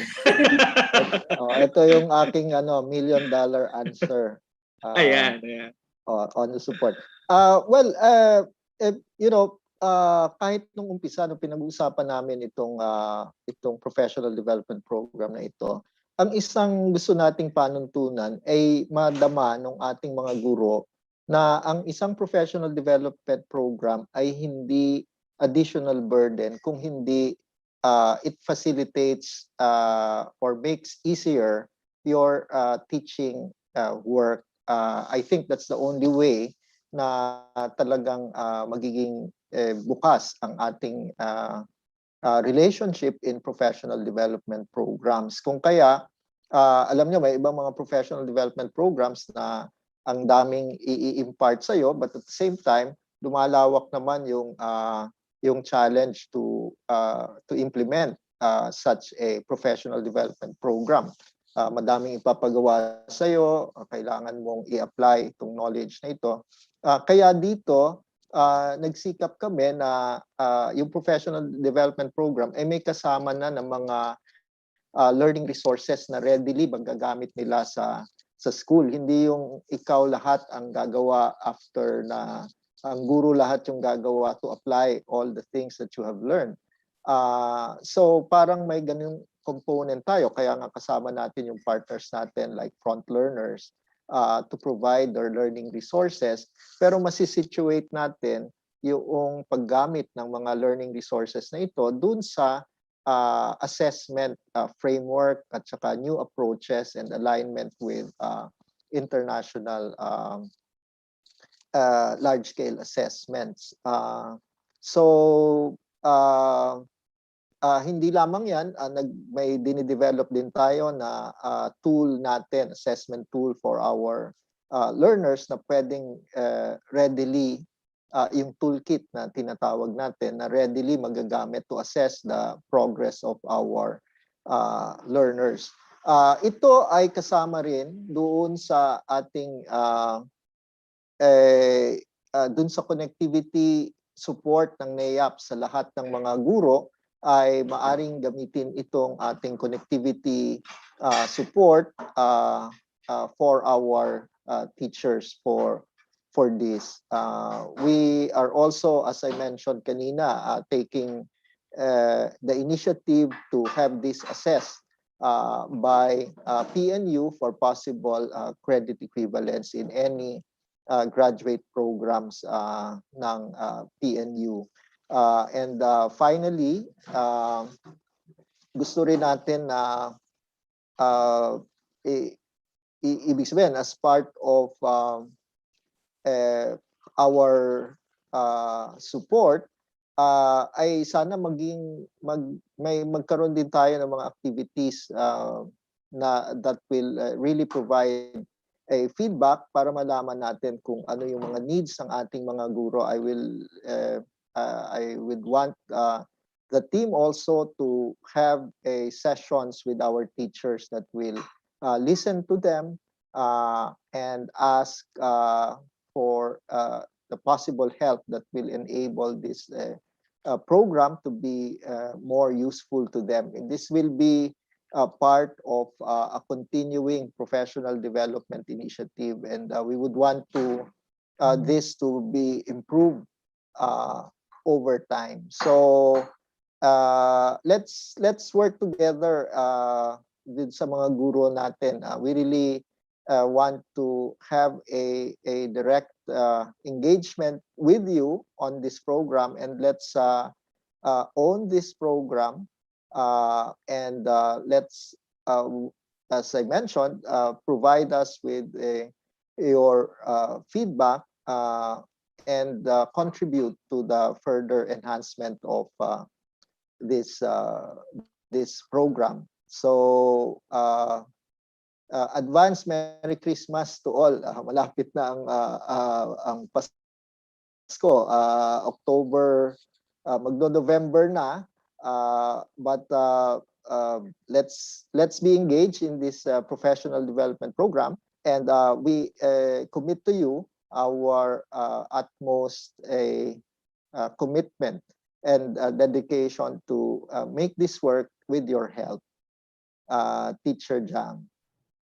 Maraming salamat po, Yusek.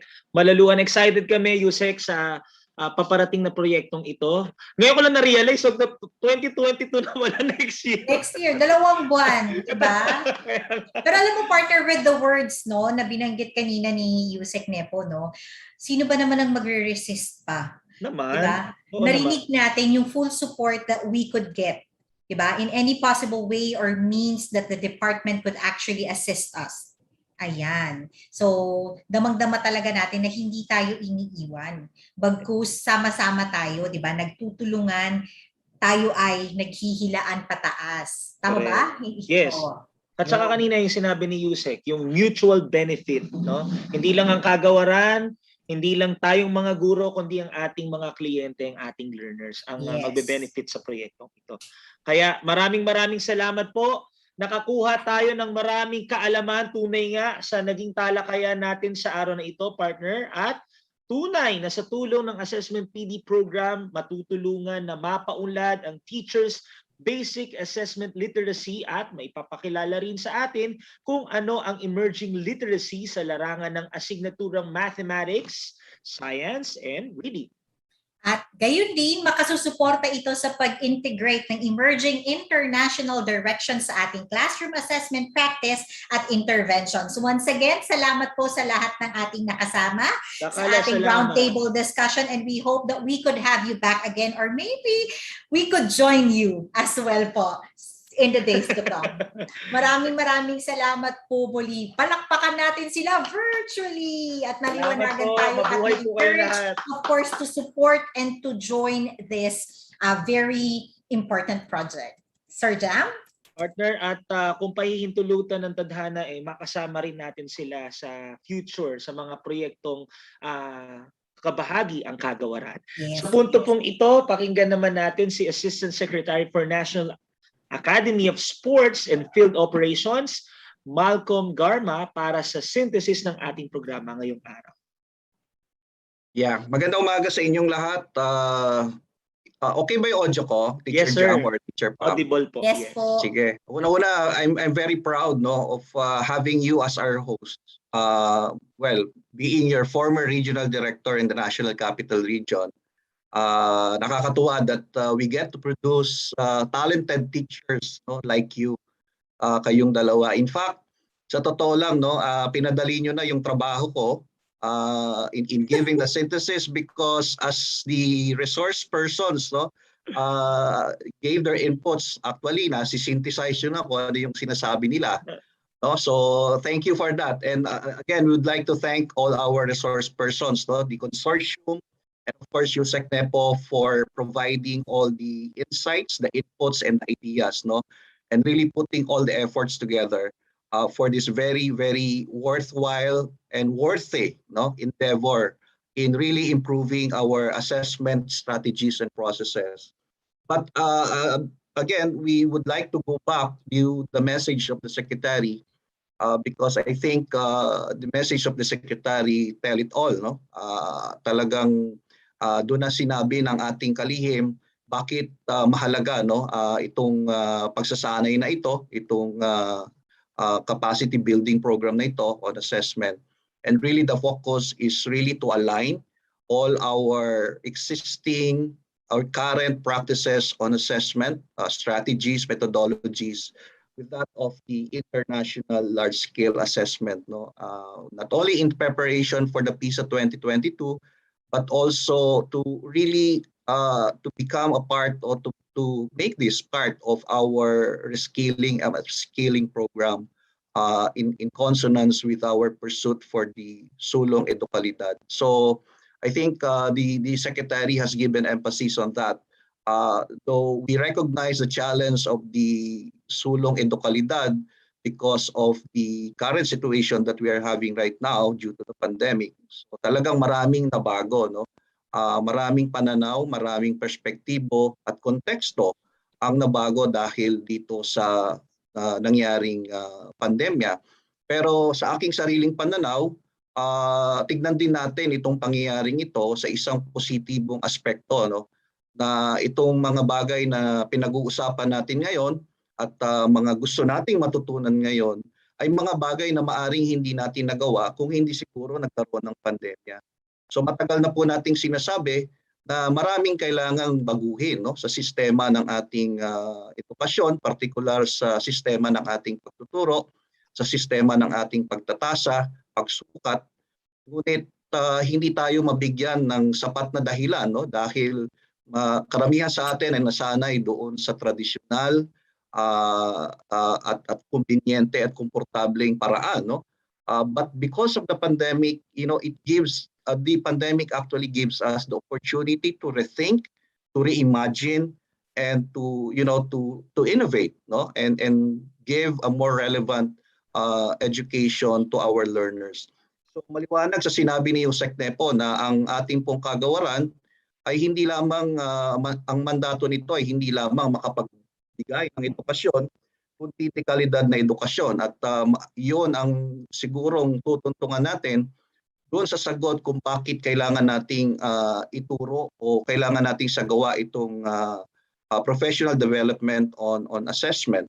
At sabi nga ni Dr. Marlene Balagtas na isa sa mga pangunahing pundasyon nito ay ang pagkakaroon ng ating mahuhusay na guro. At bilang mandato ng ating Philippine Normal University, being the Center for Teacher Education, ay talagang makakatulong itong programang ito upang masiguro natin ang ating mga kaguruan ay patuloy sa kanilang pagpapaunlad ng kanilang paraan ng pagtuturo, partikular itong assessment natin.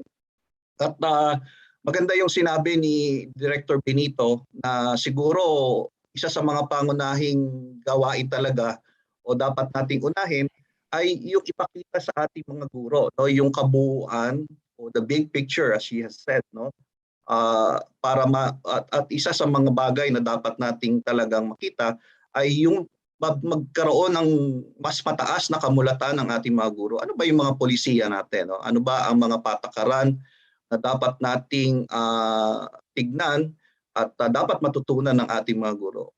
Kasi talagang importante dito yung koneksyon, no, ng mga umiiral na polisiya at kung ano talaga yung aktual na nangyayari. Kaya maganda yung naging daloy na jam and palm, no, ng talakayan, kasi patapos nating marinig yung sagot ng ating mga speakers ay inire-relate nyo ito sa inyong sariling karanasan bilang mga guro. At marahil ito ang magbibigay ng dahilan para ang ating pong mga bubuo nitong programang ito ay magkaroon din ng kanilang feedback or input upang maipasok o maisama itong mga refleksyon ninyo dito sa kabuuan ng programang ito. So doon naman sa tanong Jam, kung ano ang lalamanin ng mga module, no, at ano ang benepisyo nito, malinaw na sa totoo lang, itong session natin ngayon ay siguro dapat ito na yung session 1 sapagkat doon pa lamang sa description ng mga module ay marami na tayong natutunan, no? Isa sa mga bagay na siguro tumimo sa ating isipan na ang assessment ay for teaching, no? So importante yung sinabi ni Dr. Ferido na ang assessment ay isang proseso. So hindi ito dapat tinitignan lang na it's a matter of compliance. Because we are teaching, we need to assess. Kailangan natin magpa-test sa ating mga mag-aaral para masabi na kumpleto yung ating proseso ng pagtuturo. But assessment by itself is a process, and that process is a conscious process, so that assessment will serve its real purpose of getting feedback and adjusting the way we teach our learners. Lalong-lalo na sa ganitong sitwasyon na karamihan sa ating mga mag-aaral ay wala sa mga silid-aralan. Kaya napaka-importante na magkaroon ng alignment itong assessment natin doon sa aktual na sitwasyon ng ating mga mag-aaral. Marami sa kanilang nasa bahay, pero alam natin na pag sinabing nasa bahay, iba-iba ang sitwasyon ng ating mga mag-aaral. Paano yung mga mag-aaral na walang bahay, walang lamesa, walang gamit, nasa kalsada?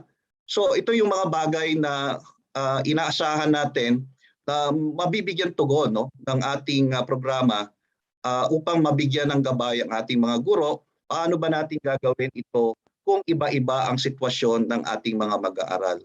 At dun sa tanong Jam and Pam, na ano bang benepisyo nito sa atin, no?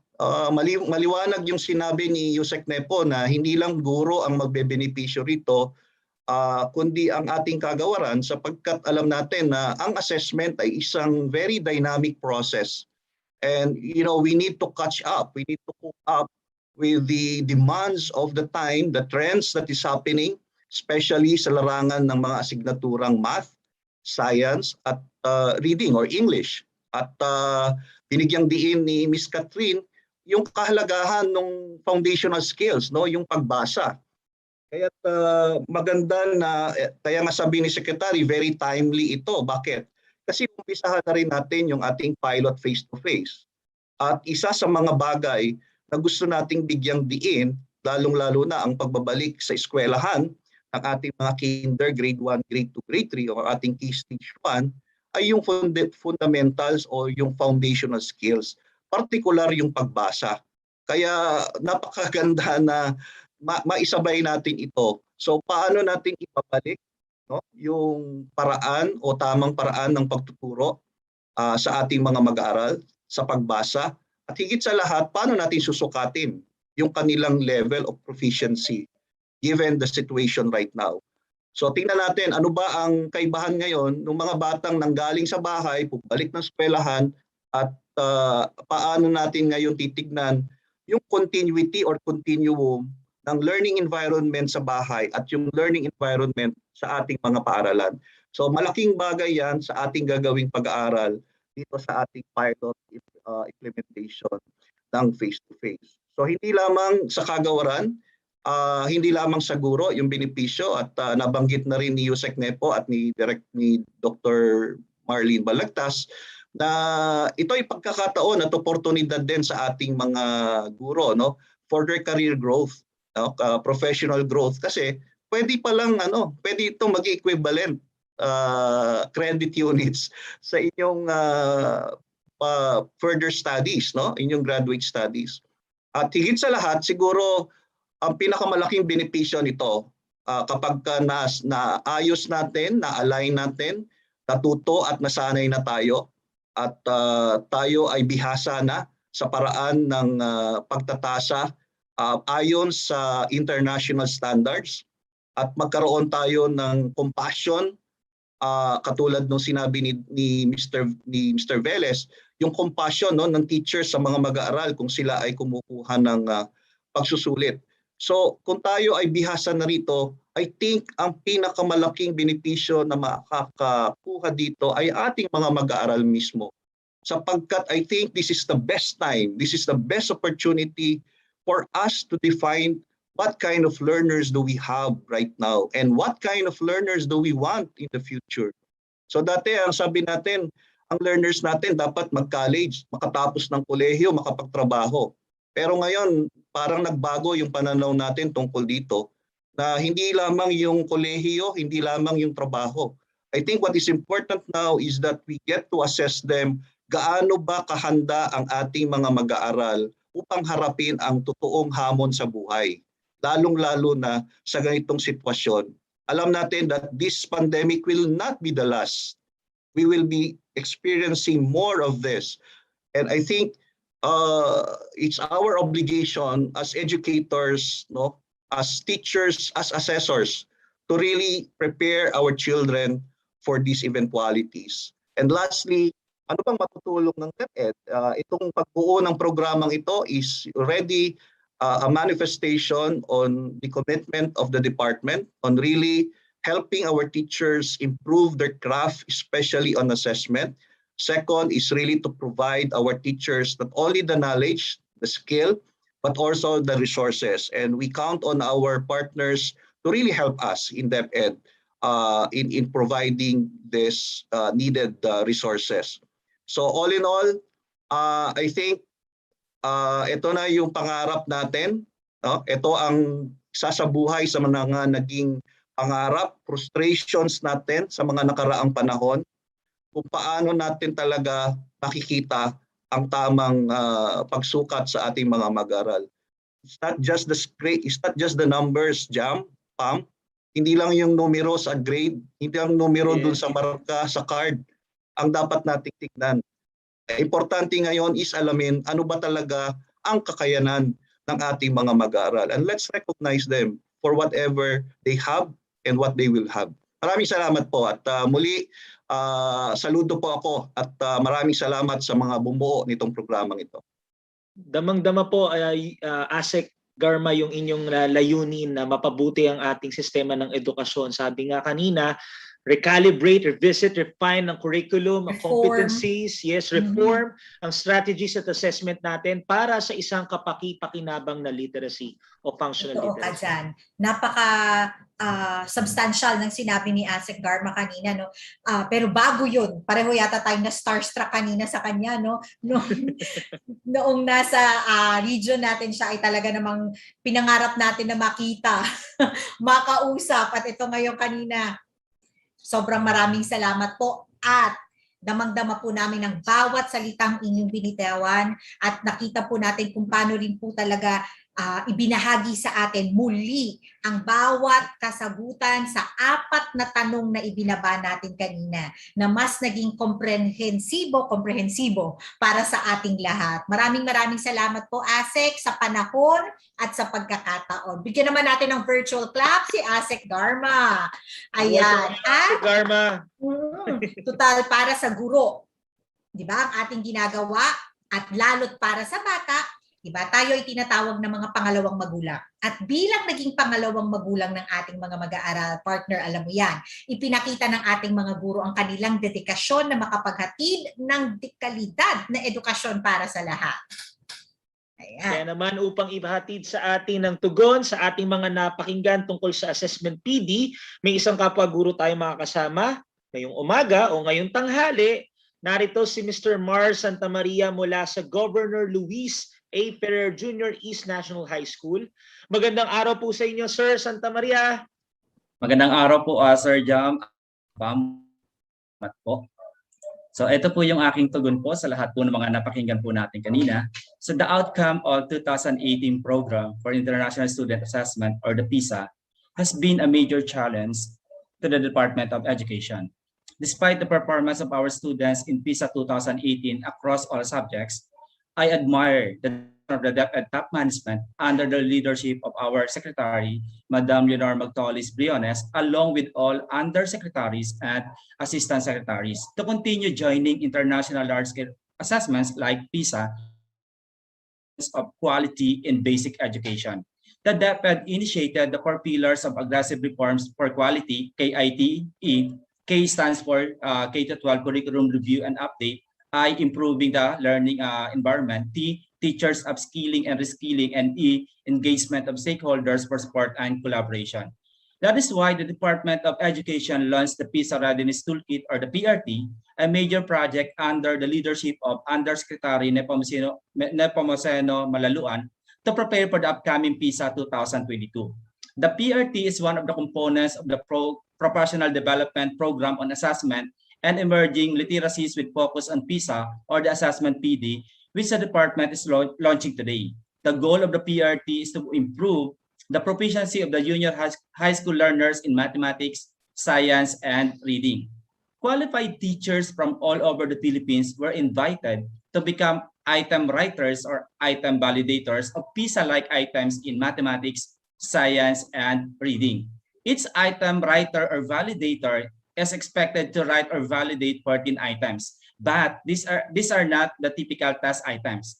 Model answers and feedback to the students as well as coaching guide is prepared for every test item. The coaching guide shall include a mini lesson elaborating on the content covered by the item as well as inputs for teachers and or parents on how to further facilitate the development of competency measured. C, it is not the typical item writing and validating. So if you're not familiar with the solo taxonomy and scoring, this is not a joke. When I was invited as one of the validators, this served as both a challenge and motivation to take part in a tremendous project to prepare our students for the upcoming PISA 2022. During the orientation, I thought whether could be a validator as the questions used in PISA are not conventional. Of the first 7 items I validated, I thought I was doing okay. Advised to stop on what we're doing because there were things that still needed to be fixed. So a big thanks to our resource persons, Dr. Alan Reyes and Sir Dan Dansal for providing another training or workshops to deepen our knowledge on how to write and validate items properly. In those training sessions, we'll learn about the mathematics literacy framework of the PISA. Our misconceptions of mathematical reasoning were properly addressed, thus improving our ability to write the PISA-like items. Moreover, I'm looking forward to dapat continuing to provide professional development programs for teachers like me who are willing to learn and are committed to providing quality education to our learners. My journey as a validator for the PRT has been challenging but fulfilling, and I hope that my co-teachers will similarly enjoy and learn much from their assessment PD journeys. I also hope for the success of the PISA Readiness Toolkit or the PRT program in helping our learners enhance their mathematical, scientific, and the reading literacies and improve our performance in the upcoming PISA 2022. Kaya naman po, isang taos-pusong pasasalamat ang aking ipinapabuhat sa buong pamunuan ng kagawaran ng edukasyon sa patuloy na paghahanap ng mga pamamaraan upang maibigay ang dekalidad na edukasyon sa mga kabataang Pilipino kahit po ngayong panahon ng pandemya. Muli po, mabuhay po ang DepEd. Ayan, at mabuhay ka, sir. Maraming salamat po sa iyong ibinahagi. Engaging and compelling, patuloy na matuto, patuloy na maghanap ng mga pamamaraan. Maraming salamat po, Sir Mar. At bilang isang kapwa po ninyo guro, saludo. Sobrang saludo po kami sa inyong dedikasyon at sa mga sakripisyo upang maibigay ang nararapat na edukasyon para sa kabataang Pilipino. Maraming salamat din po, sir. Saludo po kami sa inyo. Ngayon naman, inaanyayahan po namin ang lahat ng ating resource speakers at guests na buksan po ang kanilang mga kamera para sa isang virtual photo op. Ayan. Ano ba tawag dito? Groovy? Virtual photo op. Ganun talaga siya, no? Ayan. So, pakibuksan po ang ating mga camera upang makita tayong lahat. Ayan. Ang mga lodi natin. Ayan, ang mga boss ng DepEd. Bigla akong kinilabutan. Si Yusek Dads andito na. Oo nga. Makakakilig. Fanboy. Ayan. Ayan. So, piniframe lamang po tayo. Yan, ibigay na po natin ang ating napakagandang mga ngiti at sasabihin po namin kung ready na po tayong makuhanan ng larawan. Ayan. Larawan? Larawan. Sige po. Sino po bali mag-cue ng ating ng video? Ayan, tayo ay i-cue po ng ating director.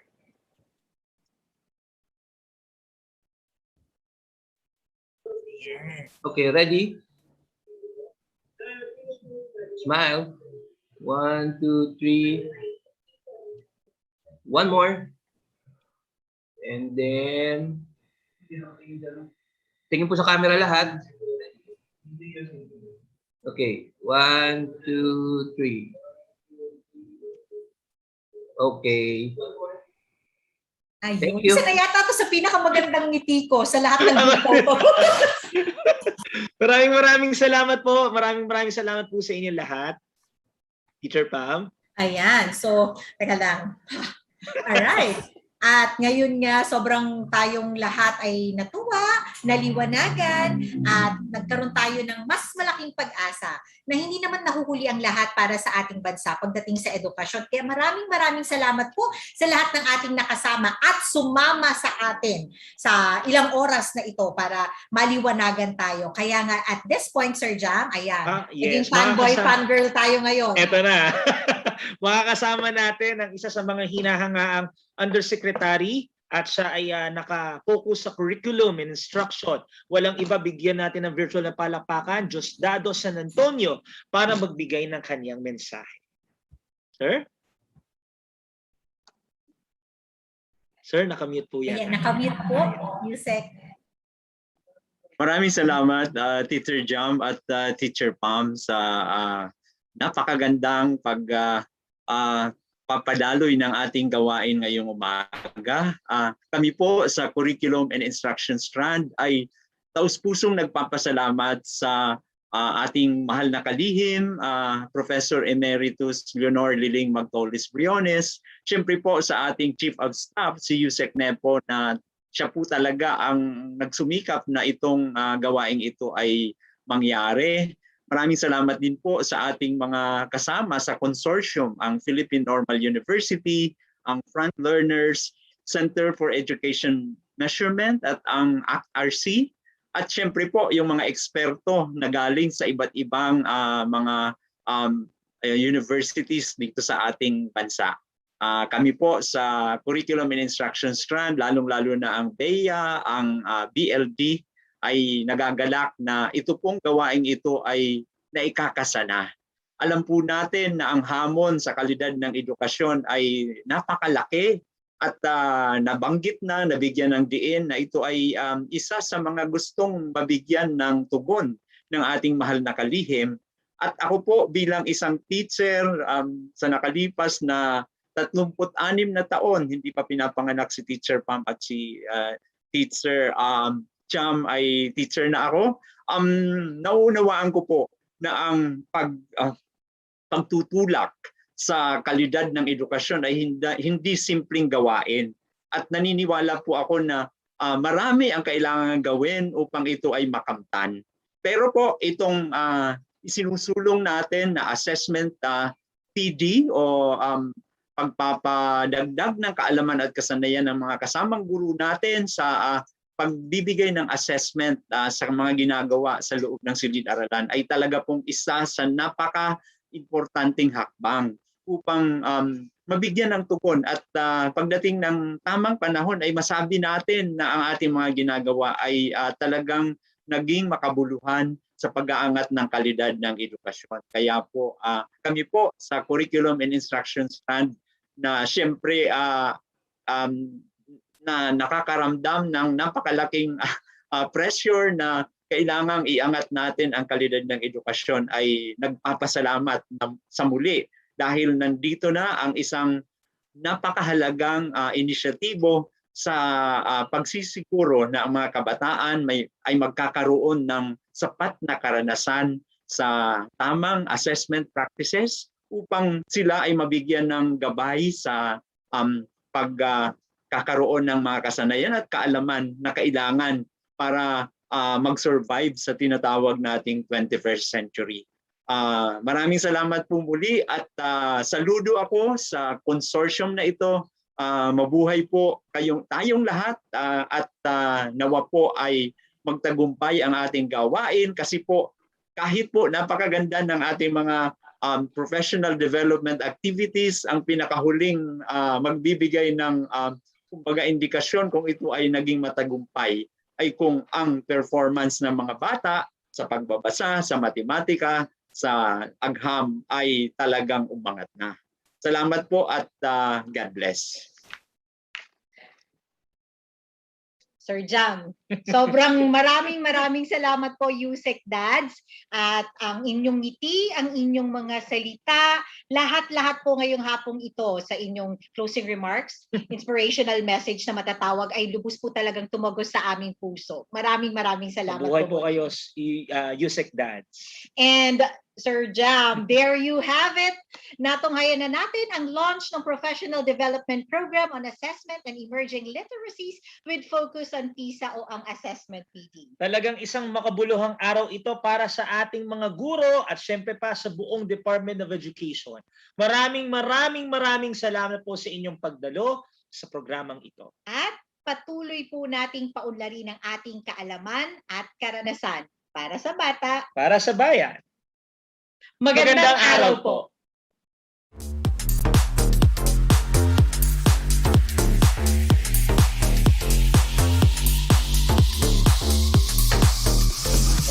Thank you. Salamat po.